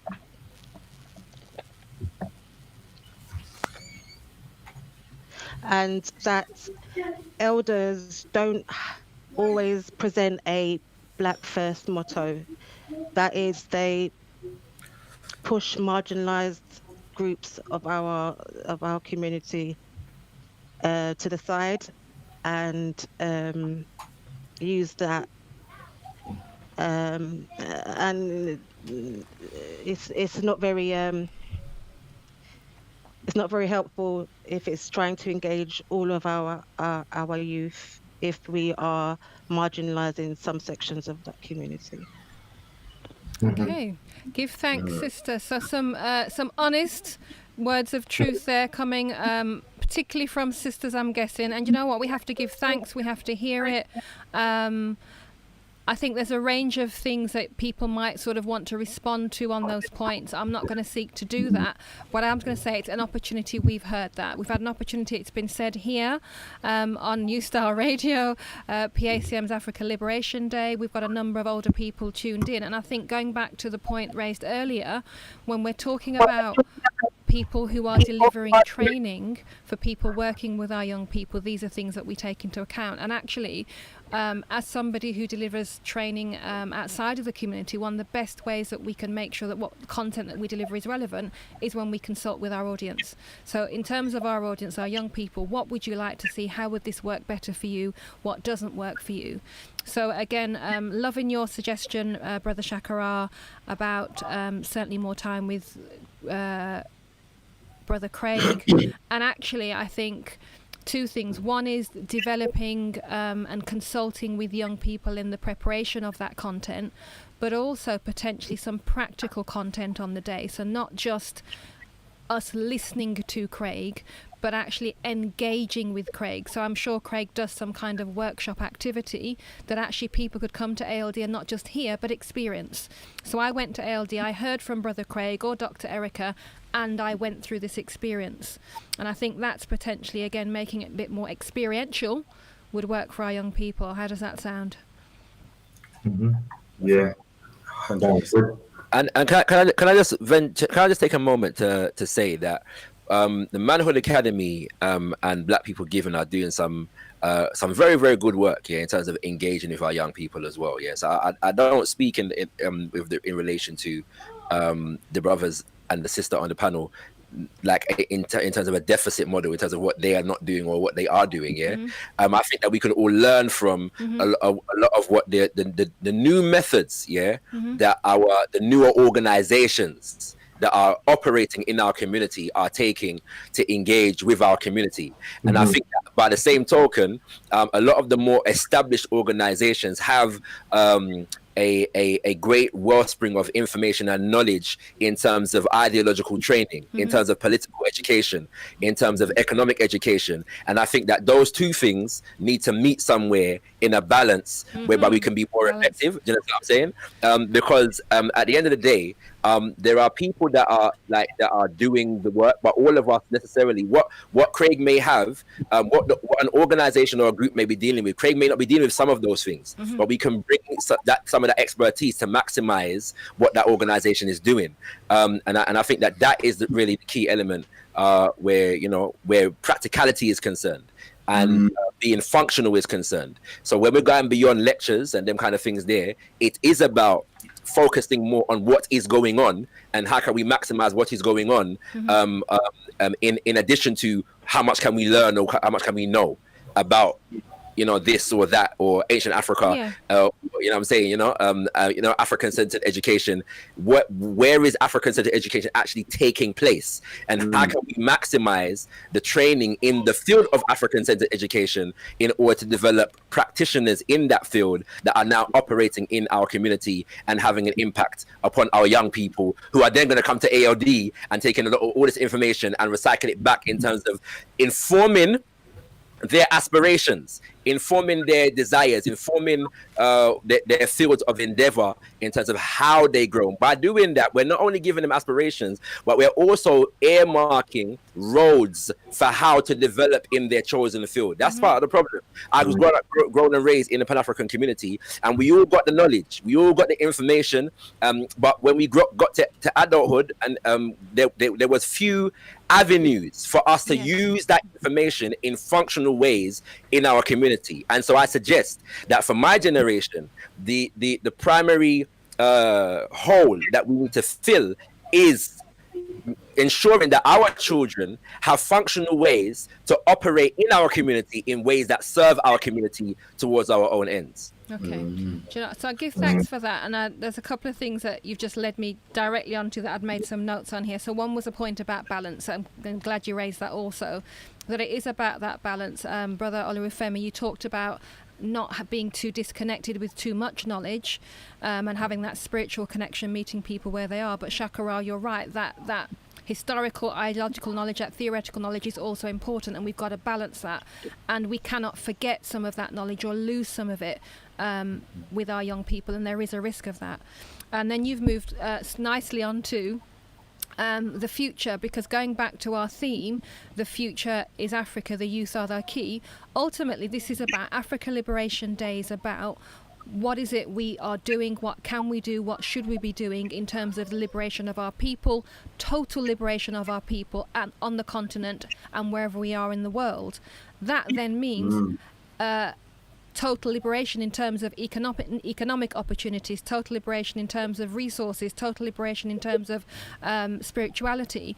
And you're right, no one is going to create those opportunities for us if it isn't our elders or us.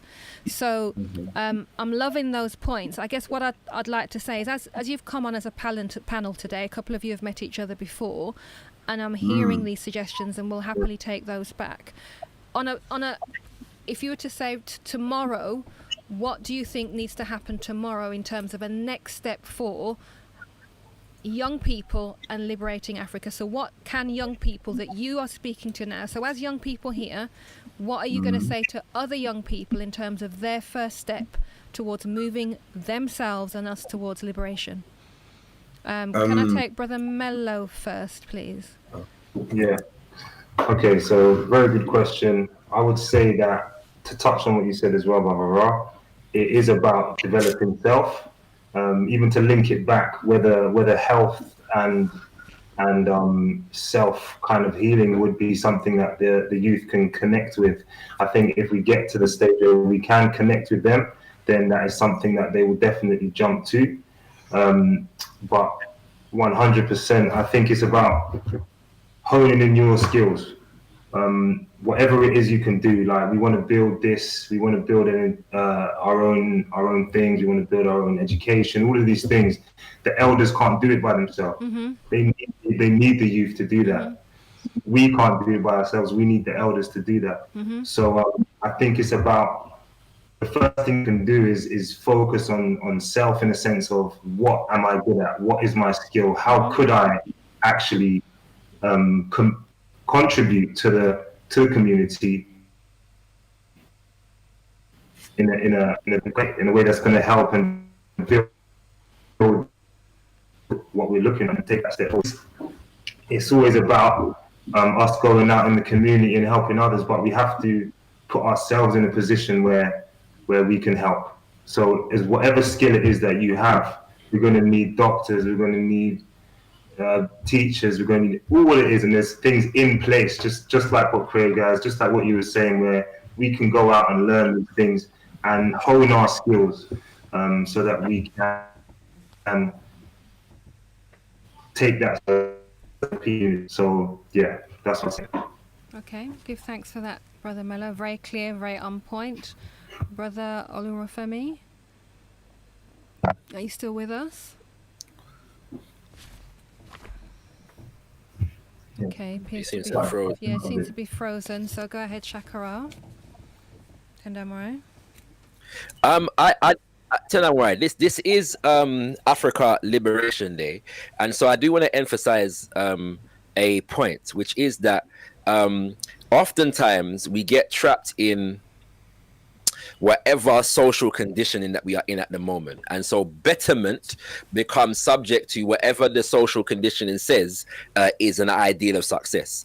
And so when we're dealing with Africa Liberation Day, our ideal of success must be geared towards Pan-African ideals, as you were saying earlier, Sister Naila. Yeah. And Pan-African values, and all of those Pan-African ideals and values are geared towards the liberation of our people. So it's not enough for us to be producing young people that are simply well adjusted to the corporate norm, that we know they're not on road no more, they're going to work for IBM and MIT and British For real. and the yeah, and as and where those we do them, but they cannot be our goal, yeah.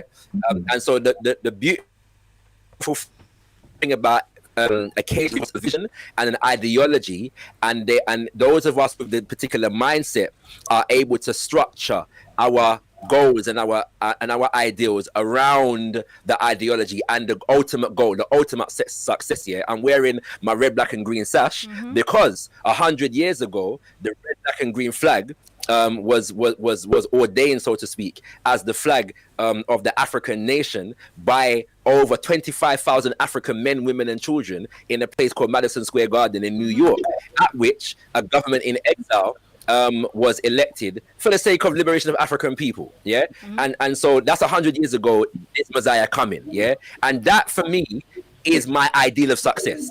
Right. Yeah, that we are organized in ways to reinforce self-determination, and we cannot get caught up in the trap that as long as the youth them are not on road, yeah, then they're successful. Nonsense. Because the reality is that if they're not working on our behalf, the system as we know it, yeah, even in especially in big time corporate jobs, is working against our interests. And so fundamental, yeah, the one thing that we don't want to lose is the ideology that gives us the vision that informs an ideal of success. And sometimes in working with young people, because there's so many barriers to get through, we can lose sight of that, yeah. And what we need is to be able to merge the expertise and the training with the ideology, as I've said before, and the ideal of success, and be able to maximize from that perspective. Okay, give thanks. Just to touch on that, I want to say thank you for building on that a bit more from what I said, because I think the first step is definitely to honing skills. But if you're not structuring it around that ideology, like you just explained, then yeah, it can be detrimental. So 100%, brother, I agree. Okay, welcome back, Sister Nishika and Olorunfemi. Did you want to add anything to that particular point? Yeah, sorry about that. Just some connection issues. But yeah, I feel like it's very, very difficult. Sorry to say, like the first step, or let's say we were to speak to a young African, what the first step they could take. And what Brother Mello said, I think, was one of the most important things in terms of us looking into self. So when we speak to someone who's already on the journey, someone who's already quite conscious, and they're like, what can I do? As us with organization, like, oh, you can volunteer, you can come and get involved, but then really and truly, it's a journey to self. The closer you get to yourself, the closer you get to your purpose, and really and truly, the universe and Mother Earth works in a very beautiful way. It aims to restore equilibrium. Us as a people have been pillaged for so many years, and really and truly, your natural inclinations are going to be in alignment with delivering what we need as a community. So that self work is the initial step. But then, when we speak to the people that aren't in alignment or are, living in a philosophical or negatively philosophical standpoint, mostly created by our society. So, our young ones who have been programmed in a particular way. I would say we can't say anything to them, to be honest, really and truly. And this is a term that I always bring forward. I talk about collective responsibility, which is a collective, us collectively being responsible for them. So that is every single youth.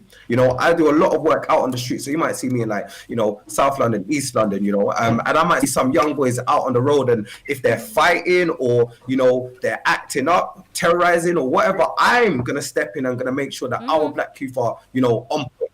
And I believe that we all need to start moving towards that. They are all of our children, regardless of they are all of us. So when we move to these points, now we start enveloping them in our community, and now they naturally again start moving towards where they're supposed to be. And then the last thing I would say is also about culture. When I think about culture, not only do I think about our deep root and our heritage, it also takes me to science. When I think about, so I've got in biochemistry, and I also think about, you know, let's say a petri dish where you have like microorganisms growing inside. You know, so you have your petri dish, you have the microorganisms, and you change your variables, of course. So that's the culture. So much like, you know, the microorganisms, much like we or our youth are. So they are in an environment where they are constantly being fed toxins. So that's the TV, that's the media, that's the news, and naturally it becomes a self-fulfilling prophecy. What happens?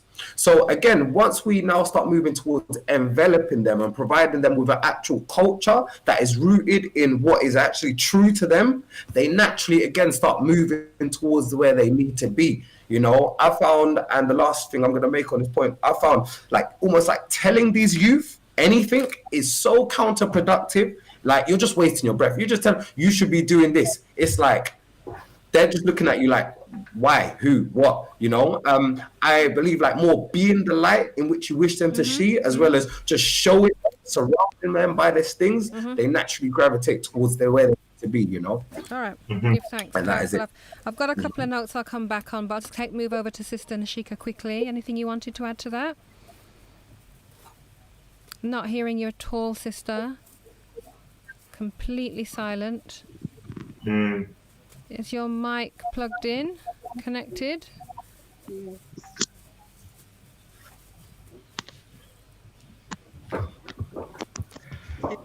Better? Yeah, fantastic. Go ahead, sis. Thank the ancestors. Okay, so I was going. My point on that was that I would say to a young person, "What are you interested in?" Because I think that when you look at a point coming from an angle you're interested in, you develop in that area.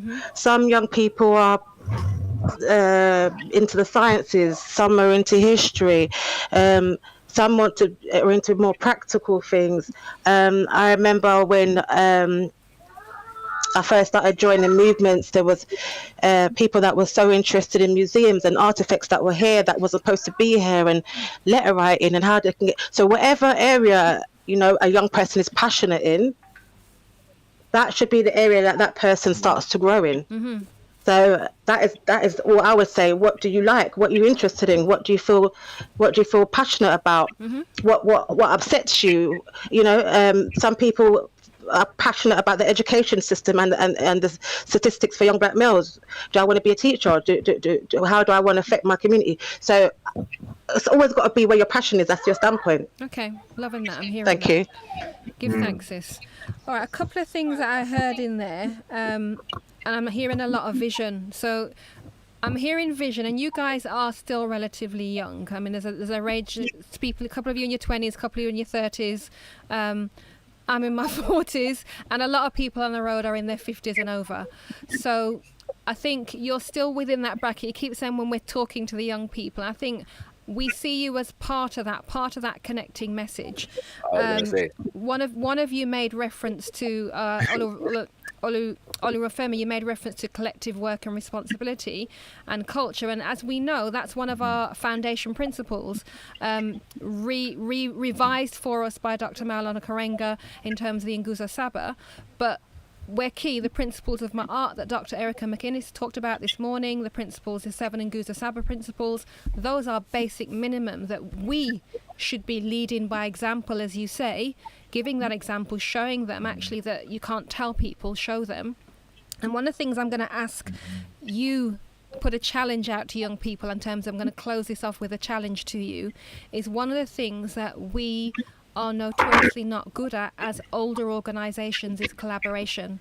Multiple organisations operating amongst the community up and down the country, across the world, doing very similar things but not working in a collaborative way. Is that a fair comment? That we see a lot of that. So you guys are coming up, you've got new organisations. As a challenge for you about how you use, you've all got very great vision, very great ideas, very great connectivity with the young people. How are you going to improve that collaboration and connectivity between you as groups so that we're not repeating the mistakes that we have made coming forward? So I'm not going to ask you to answer that. I'm going to throw that back to you as a challenge, and I'm just going to ask each of you for your last closing sentence, if I may, absolutely hearing Sister Nashika's point about time, so absolutely we'll take that back for planning next year. And it doesn't say, just lost Sister Nashika, that we can't do other activities with our youth throughout the year. So yeah, last closing sentences, just a couple of sentences please, if I can ask you to do that. Yeah, so I'll just say quickly, thank you for actually having us. Although Sister said that it's it's just an hour on the end, at the same time, I think it's quite apparent that the elders need the youth just as much as we need the elders. Sure. So I'll end it by saying that if there's any parents that have children that are looking to give them some more information, some more knowledge, some of that culture that we need, manhoodacademyofficial.com, go on there, you can enroll your child. Also Parenthood Academy, so we do it as a holistic approach, right? Manhood, womanhood, and Parenthood Academy. Just to touch on that balance that you said. But yeah, it's been an absolute pleasure on here, guys, and so much love for African Liberation Day as well, 45 years. And yeah, I'm pleased to be here. I'm speaking on this youth engagement panel. So give thanks. Give thanks, Brother Mello. Chakara? I do want to take a moment to point something out. And whilst we're talking about what we're not doing, what we don't have yet, it is also important to realize what we do have. Yeah, and so I do want to applaud the Pan African Congress movement, because at least one elder from the Pan African Congress movement did ask me to send in a number of suggestions for speakers and performers at African Liberation Day this year. Obviously, it's not happening in the way that it was intended to. But shout out to Elder Kwame, because he did ask me to do that, and I will say that Brother Craig was on my list. I'm not claiming credit for his presence on the panel, but he was on the list that I submitted.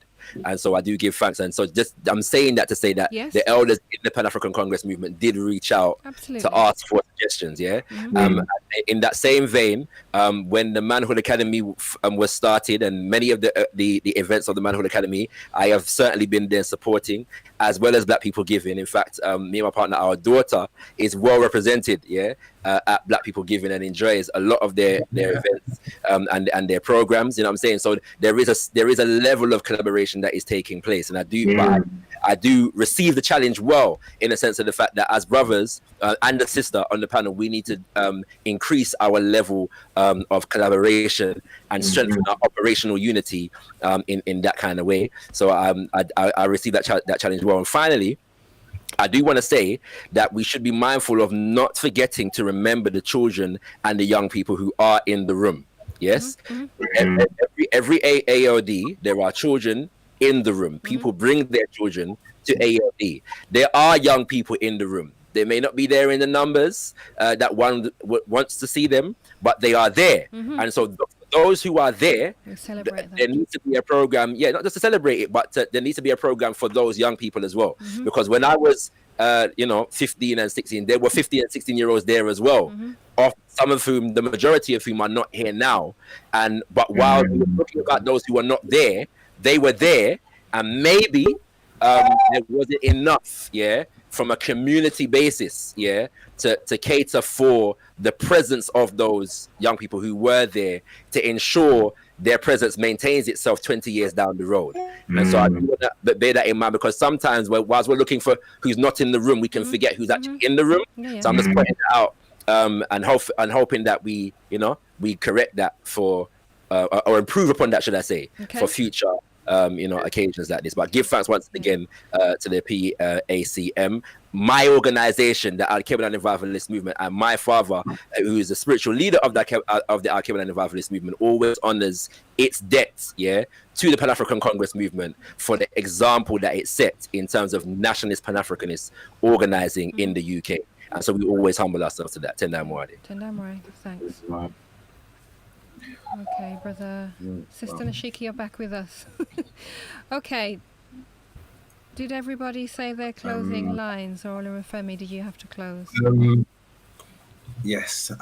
So just very quickly, again, humbly, I want to say thank you so much to the PACM for having us here, and for African Liberation Day. To be honest, I kind of, in my mind, have almost moved around the words for African Liberation Day. And mentally, I'm all thinking Liberated African Day. Yeah. Reason is, I feel like we as Africans are forever fighting, fighting against oppression, fighting against the negativity, fighting against the system. When I found that a lot of, I guess, leaps and bounds come from focusing on us and loving of us, loving of our children, loving of the ones and the reflection you see in front of you. So I just think about the liberated Africans because we are liberated through our minds. We no longer need to be liberated because we are liberated. We stand in our truth, and through our divine connections, we are liberated in that truth. And I wanted to say a big thank you to Elder Pepperkai and Brother Taka in the PACM in London, Tottenham, because Black people given in the Wayewa family have, moved in there and has made that our base and has literally allowed us a home for our spiritual development, for our community development. This is real collective responsibility. Elder Pepperkai has so much in the time, and I'm just so humbled and so grateful that we're able to utilize that space and utilize his knowledges and wisdom, as well as act, and support him and be in the legs of, what he needs to do also. So as I close, what I would like to say is that we must love each other. We must love ourselves. We must love our culture. We must love our children. We must focus inwards, because right now, the material world, they're winning. They are pumping more and more buildings, more and more money. They're doing what they're doing. They've created the laws, they've created the systems. So we need to go back to what we're good at. Our spirit, our family, our values, connecting our family, connecting our communities, just a focus on us, a knowledge of them, creating wisdom to deal with the law or the police or whoever needs to be dealt with at that point. Really and truly, you only need to be smarter than the police officer you see in your face. You don't need to be smarter than the whole law. And we focus inwards and build. 20 years from now, like Wayewa, Wakanda is real, So that's what I would say. I personally, focus. I prefer Wayewa to Wakanda. Yeah, well, that's why I put that. I'm saying. So come on, King. I hear you. Wayewa. Yes. Yeah. Okay, natural. We're keeping it real. Yeah. Okay, I'm going to, with your permission, bring this section to a close. We have had a number of technical issues, as you know, and we've run out of time. And we have our Dr. Sister Asha Stephanie Wadasi waiting in the wings extremely patiently. So really appreciate your contribution, words of wisdom, vision. Loved hearing from you, loved seeing that engagement. And I am... as one of the things that we always say, one of the functions of Africa Liberation Day is that reaffirmation, that re-energizing, that revibrating that we need to keep us on this road that is often challenging and sometimes tiresome and wearisome. And it's really been energizing for me on a personal level, and I hope for others in the UK and across the world. So I'll leave you with the challenge, and I'm glad that you've... at least Shakara said he was taking it on, but I know you've all taken it to heart. Yeah. Look forward to updates. She'll be looking out for you all. Just quickly, Shakara, I'm sorry, Manhood Academy, you gave your link to where you are. Shakara, any contact details? Olurafemi and sister, just contact details only, please. Thank you for reminding me. Alkebulan.org, that's ALKEBULAN.org, for all Alkebulan revivalist movement related matters, including our radio show, our monthly worship, and also gotkushtv.com for all Gotkush TV related matters. Subscribe to our YouTube, subscribe to our mailing list, and finally, Craig Pinkney next year, 2 days on our straight. All right. Black people giving? Our website, is www.blackpeoplegiving.com. If you log on to there, you can literally just fill out the first form. In there, you'll get a free copy of our ebook. Added to our mailing list, we send out natural health advice as well as things around budgeting and things along those lines. On Instagram, BPGYAWA, and my personal Instagram is King David of Wayo, so check that out. I also just wanted to add, in terms of accepting of the challenge, I've actually been working with the Manhood Academy. I actually haven't met Brother Mello before, as of yet. Maybe for the last 12 months or so, I've been volunteering. You've met, sorry. Sorry, you said a little bit earlier, but I want to remember. On the roadside. All right. Sorry. Doing your work. And I come yes. Remember. Okay. All right, brothers. Yeah. So, okay, Mikey, I'm hearing so you. as I want to close on that, so I just believe to serve is the best way to almost be a part of support. You serve and their collaborations further. Absolutely. Give thanks.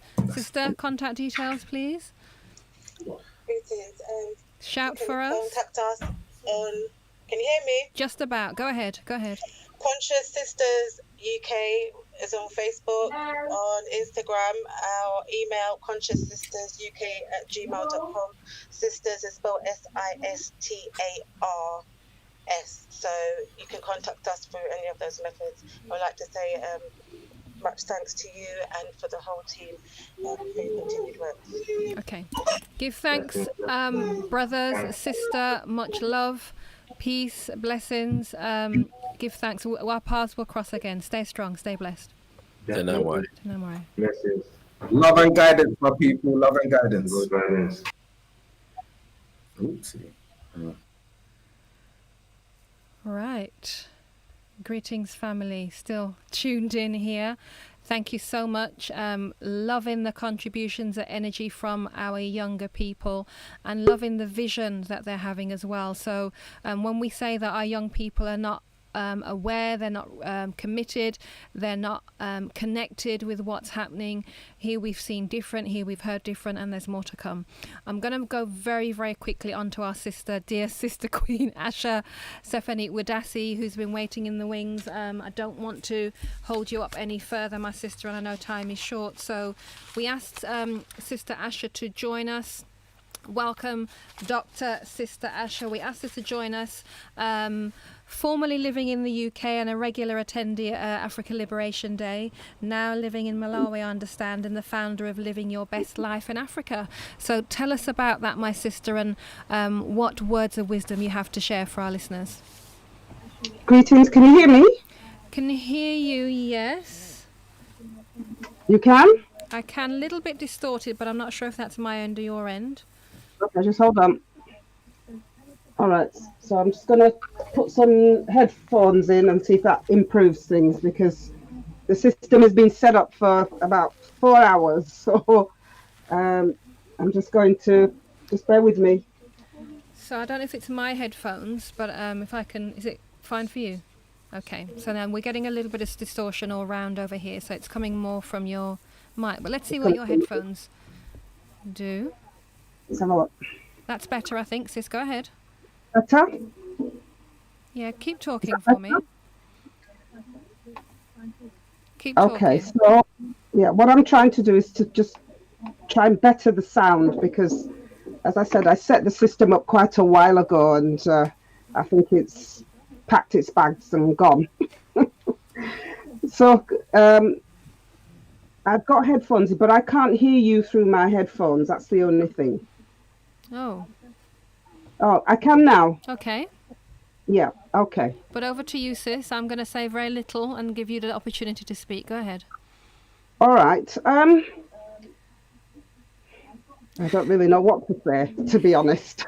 Okay, so have the stuffing knocked out of me, but I think perhaps one of the most important things that I should say is that there is absolutely no point in having our young people on a vision trying to change what they're doing if we as big people stay in the same place and our young people have to return home to stagnant parents and stagnant adults and a stagnant environment.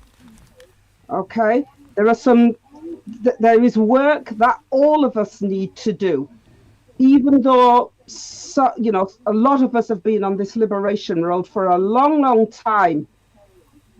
The work is only really just starting. And one of the things that coronavirus has done is that it has forced us to come together on the things that we have in common. And I actually believe that coronavirus has taught us that we are closer to each other than we were actually led to believe. And it has forced us to embrace technology in a way that we were really quite lazy to do in the past. And I, for one, hope that this is the future of how we will conduct some of the things that we will be doing with each other, because the use of technology is one of the things that our young people are absolutely brilliant at utilizing. And I, for one, think that the use of technology and guiding young people to take the lead using technology with us as their audience is one of the things that will support young people to develop that know, like, and trust factor in some of us that is currently missing. One of the main reasons why young people don't engage in high numbers with what we are doing is because for a lot of them, they don't know us. A lot of them don't trust us. And for a lot of them, they don't like us. And being able to connect with people who can deliver that vehicle of know, like, and trust for our young people is one of the ways that we can begin to repair that bridge. And the work that Craig Pinkney is doing tells me that those vehicles for developing that know, like, and trust factor is actually there already. And we need to start giving up space so that those people who do have that credibility to start us on that path of bridging that gap can actually get space in what we are doing so that they can begin to develop those factors. And I think back to ALD when, his name has just slipped my mind. But there was a brother who came and the place was packed out. There was standing room only at ALD. And the point that I'm making is that when you utilize social media... Would have been Irritated Genie or Umar Johnson, one of those two? Umar Johnson, Brother Umar Johnson. When Brother Umar Johnson came, he was on the same bill as Irritated Genie. And youth came from far and wide to hear those two brothers speak, but in particular, to listen to Umar Johnson, because I listened to what they were saying to him after his presentation. And one of the things that Brother Umar Johnson has been able to do is to develop that know, like, and trust factor amongst the young people through his delivery of content. One of the things that we haven't been very good at is delivering and creating content that speaks to the needs and the aspirations, not just of our young people, but us as well. And I mean, in particular, there are 14 acts of war and propaganda that we need to be creating content about that not only tells our young people what time of day it is, but it also gives them their marching orders, what it is we're asking them to do. You know, sometimes we talk and talk and we talk and then we leave and there are no marching orders. We need to be able to say, you know, this is what we want you to do. This is where we want us to be at next year's ALD. This is what we want to come and report on. So I'm going to quickly, I don't know how much time I've got, but I'm going to quickly go through these marching or these 14 areas of war which are being waged on our people in the modern era using social media. Okay, And one of them is One of them is panic mongering, with a focus on spreading fear through actions or words and never giving our young people a break in the spreading of that fear. The second one is the character assassination of our young people, our leaders, and people who are important to us, so that they can create doubt and counteractive debates and actions. Because if you can create that doubt, and there's a lot of that that's happened with our young people, to cause them to doubt the integrity of some of the biggest elders who, Brother Shakaram was absolutely right when he said, the majority of us would not be here were it not for those elders. Mm-hmm. There's also the projection and flipping, which focuses on making the victim the oppressor and the oppressor the victim. Mm-hmm. There's a rewriting of history, which is the one we tend to deal with. But in today's era, that rewriting of history is about trying to hide the psychopathic racial basis for European worldviews. Except today, it's unapologetic and blatant. Then there's the scapegoating and othering, which blames Africans for the ills of society to subvert their responsibility for the harm that they cause across all areas of people engagement. And then they conflate their violence with power and our revolutionary behavior with criminal activity and weakness. Mm-hmm. And when our young people are seeing that, it is about disarming our people by forcing time against them so that we can't have the dialogues that we need to have so that we can address some of those issues.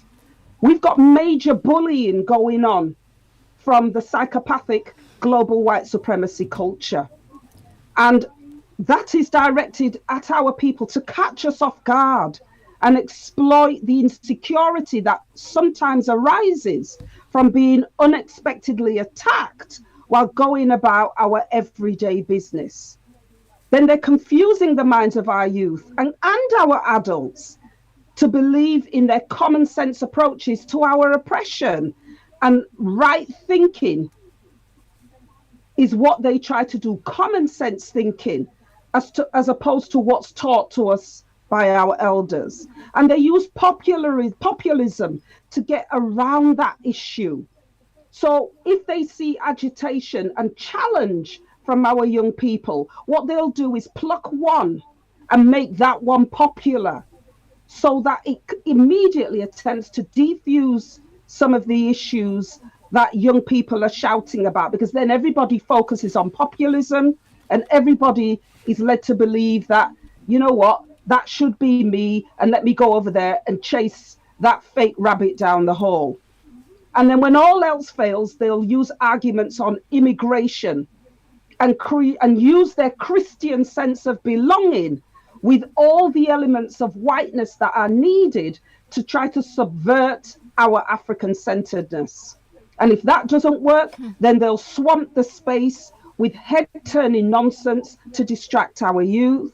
And then they'll use false education to undermine the truths that we have, make our youth guilty by association, which works the same as joint enterprise, I might add.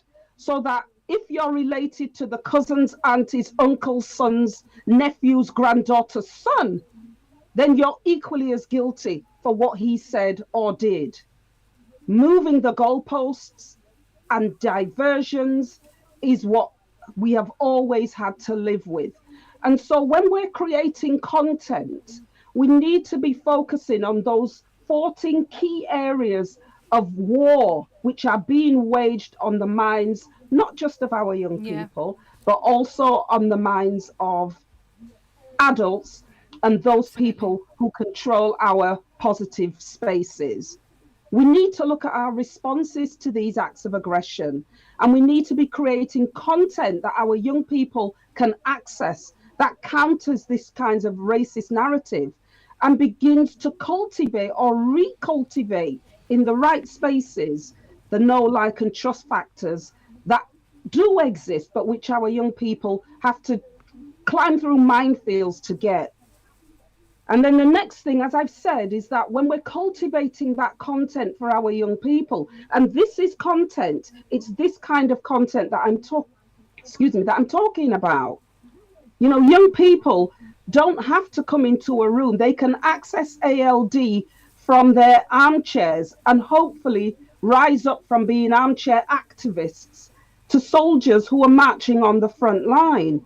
But we've got to give them their marching orders. We have to tell them what they should be doing next. And the right people have to provide that message. And to some extent, this is what I try to do with Living Your Best Life in Africa. I've been stranded here in the UK because of the coronavirus, and it's been painful. It's been absolutely painful. I don't live in the UK, I live in Malawi. And, you know, life is just so much better there. And I completely agree with the points that were made that you don't just tell young people what they should be doing and look at their interests and help them to harness their interests, but you've also got to teach them where they can go with that. And that's one of the things that I do with Living Your Best Life in Africa. That runs on a weekly podcast plus other activities around training young people and adults to begin to look at what their skills, their hobbies, their passions are, and to put some purpose and mission behind those so that they can steadily continue to buy back their time from the plantation so that they can have life chances and life choices. Because if we don't do that, then the point that, again, that Shakara made is that we're going to be doing all of this for our young people to get trapped in a system, an employment system that is only there to oppress them for their labor, and where we have modern day murdering of people's will in those kinds of jobs. Until we are able to free ourselves from plantation economics, which we have been brought here to be trapped in so that we continue to make money for oligarchies, then we're never ever going to be free. We'll only be free on Saturday and Sunday if you get weekends off. So we really need to start looking at our passions, our skills, our talents, our hobbies, and looking at how we can start to create small amounts of money that we can put away to be able to buy ourselves out of our day jobs. Because only when we can do that can we focus on building for community and building for eternity. So you can access the podcast. The podcast is called Living Your Best Life in Africa. And if you type Living Your Best Life in Africa into iTunes or Spotify or wherever you listen to podcasts, if you don't listen to podcasts, now's the time to get into them, because they're short pieces of information with marching orders. And you can get Living Your Best Life in Africa, Africa with a K, at Libsyn, LIBSYN.com. So Living Your Best Life in Africa.libsyn.com. And as I said, I explore all aspects of the Living Your Best Life in Africa purpose and mission. And this is the starting point for anyone who wants to link with me. You can also contact me via my social media pages. The podcast comes out once a week on a Thursday, and I deal with personal development. I wasn't able to say much about my background, but my training is in intercultural therapy and bringing aspects of that, because we've got to repair as well as work. We have to be able to repair the trauma that we've suffered as well as free ourselves. And what we are doing is no different to what brothers and sisters on the continent are doing. There is no welfare state in Africa. Okay, you have to use your passions, your talents, your skills, and your hobbies to make a raise. And sometimes this little welfare state that we have here has tried to fool us into believing that we are being held, and we're not being held, we're being trapped. And so Living Your Best Life in Africa is about a pathway with marching orders for how you can start that journey towards reclaiming the best parts of your life chances and your life choices. Okay, Ashe. So I'm hearing some very clear points from you. The 14 points of war that are being waged. I love the way that you articulated those. They're clear, they're concise, to the point, in the way that elders and young people, I think, can connect with and understand. And I think you're right, they're very good starting point for people to understand what time of day it is, what's going on, why do you need to respond to, as you say, marching orders. I'd probably like to say guidance, direction, but the point's well made. Whatever it is that's going to get our young people to realize there is a need, because actually one of the points that the brother made is that we can tell them to do something, but they're not going to do it unless they understand the whys, and your 14 points helps them see those whys. I think those resonate with them. So really, really giving thanks for that, sis. Very much on point as always. I remember coming to ALD many, many years ago and seeing you up there and looking up to you as another sister and saying, this sister's on it, she's serious, she doesn't mess about, she's coming correct. And you are again leading by example. You are now living your best life in Africa, and I would love to have you back on air, speaking on behalf of myself and Brother Simon, without consulting with Brother Simon, to talk a bit more about your experience. So you have made that transitional journey. Would be good to hear more about that, how you've done that, and the skills that you've taken, going back to Shakara's point about being able to use those skills for the benefit and for the upliftment of our community. So hope that we'll be able to follow through on that invitation.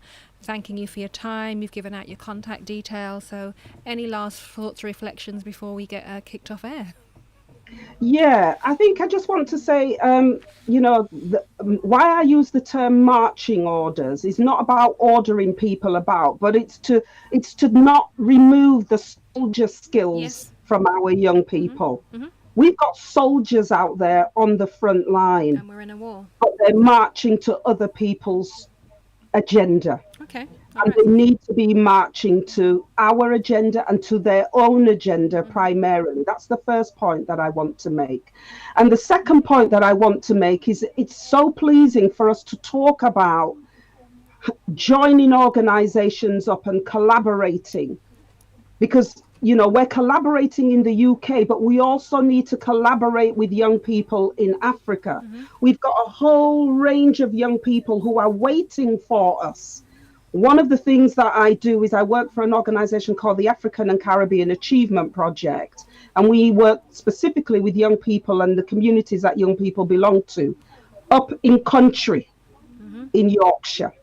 And having just set up a sister charity in Malawi, the idea is to start that process of divesting the grip of our people from white NGOs and putting the power back into the hands of African communities, particularly around areas like STEM interests. That's the science, technology, engineering, and maths.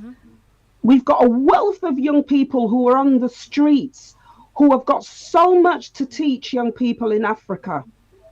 If we could just get them to see their potential, help them to fundraise, and then get them across to Africa so that they can also link with young people in Africa around some of those issues. Some of our young people have never been to university for STEM, yet they've got some of the best STEM skills that I have ever seen. Absolutely. They're YouTube, Google taught, and they're better than anything that is paid hundreds of thousands of pounds for.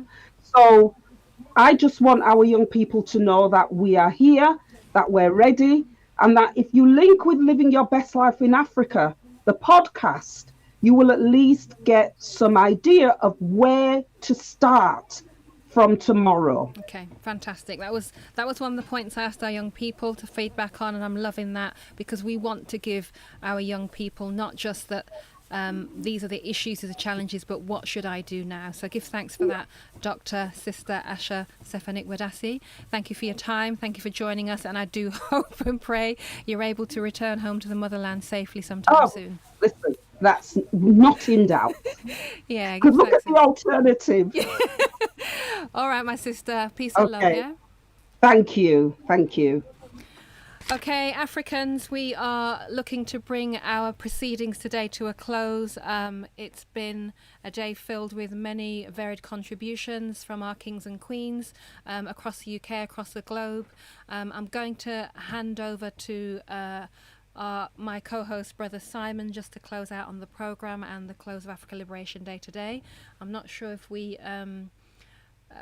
physically just gonna let's just take a moment and technical support, if we can just have a moment transition, please. So I'll take a moment, hand over to Brother Simon, and we will formally close out. So just stay with us for the next couple of minutes.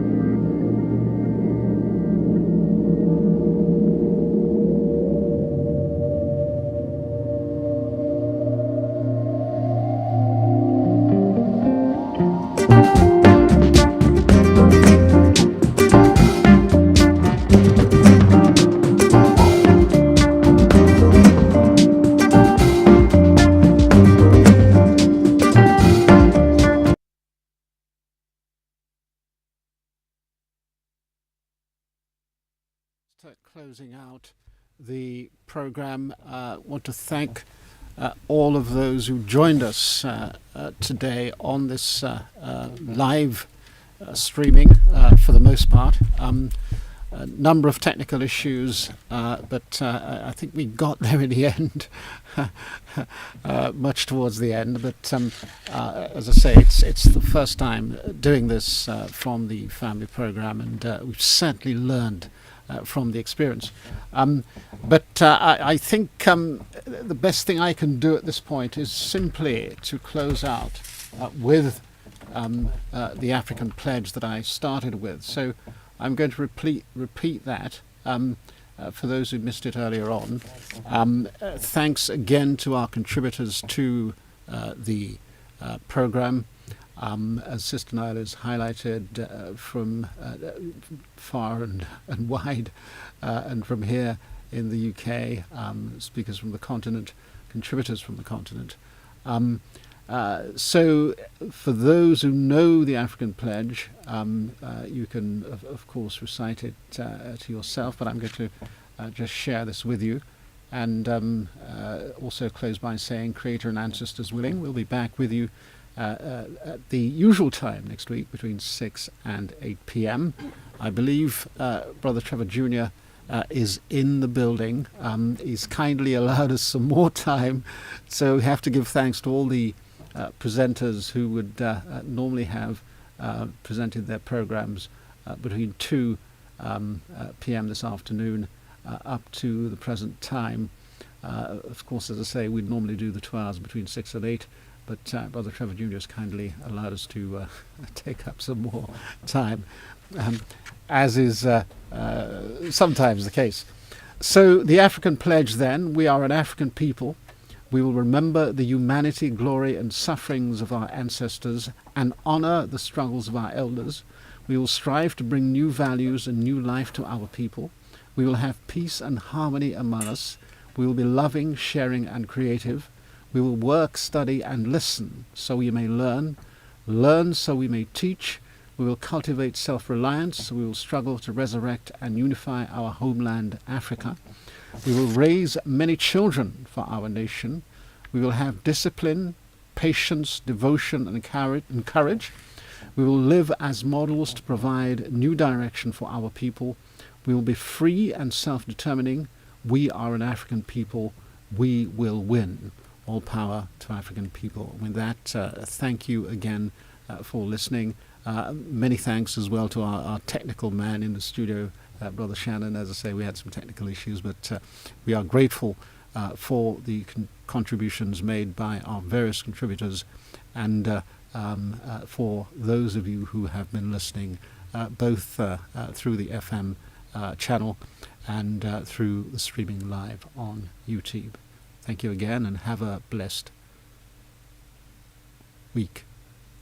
Sister Niall is mumbling something at me. I don't know what she's saying, but of course, quite rightly reminding me that this program, of course, is courtesy of PACM, the Pan-African Congress Movement, lauded by Brother Shakara, and many thanks for the contributions from our young people. Right, with that, thank you, and Creator and Ancestors willing, we'll be back with you next week.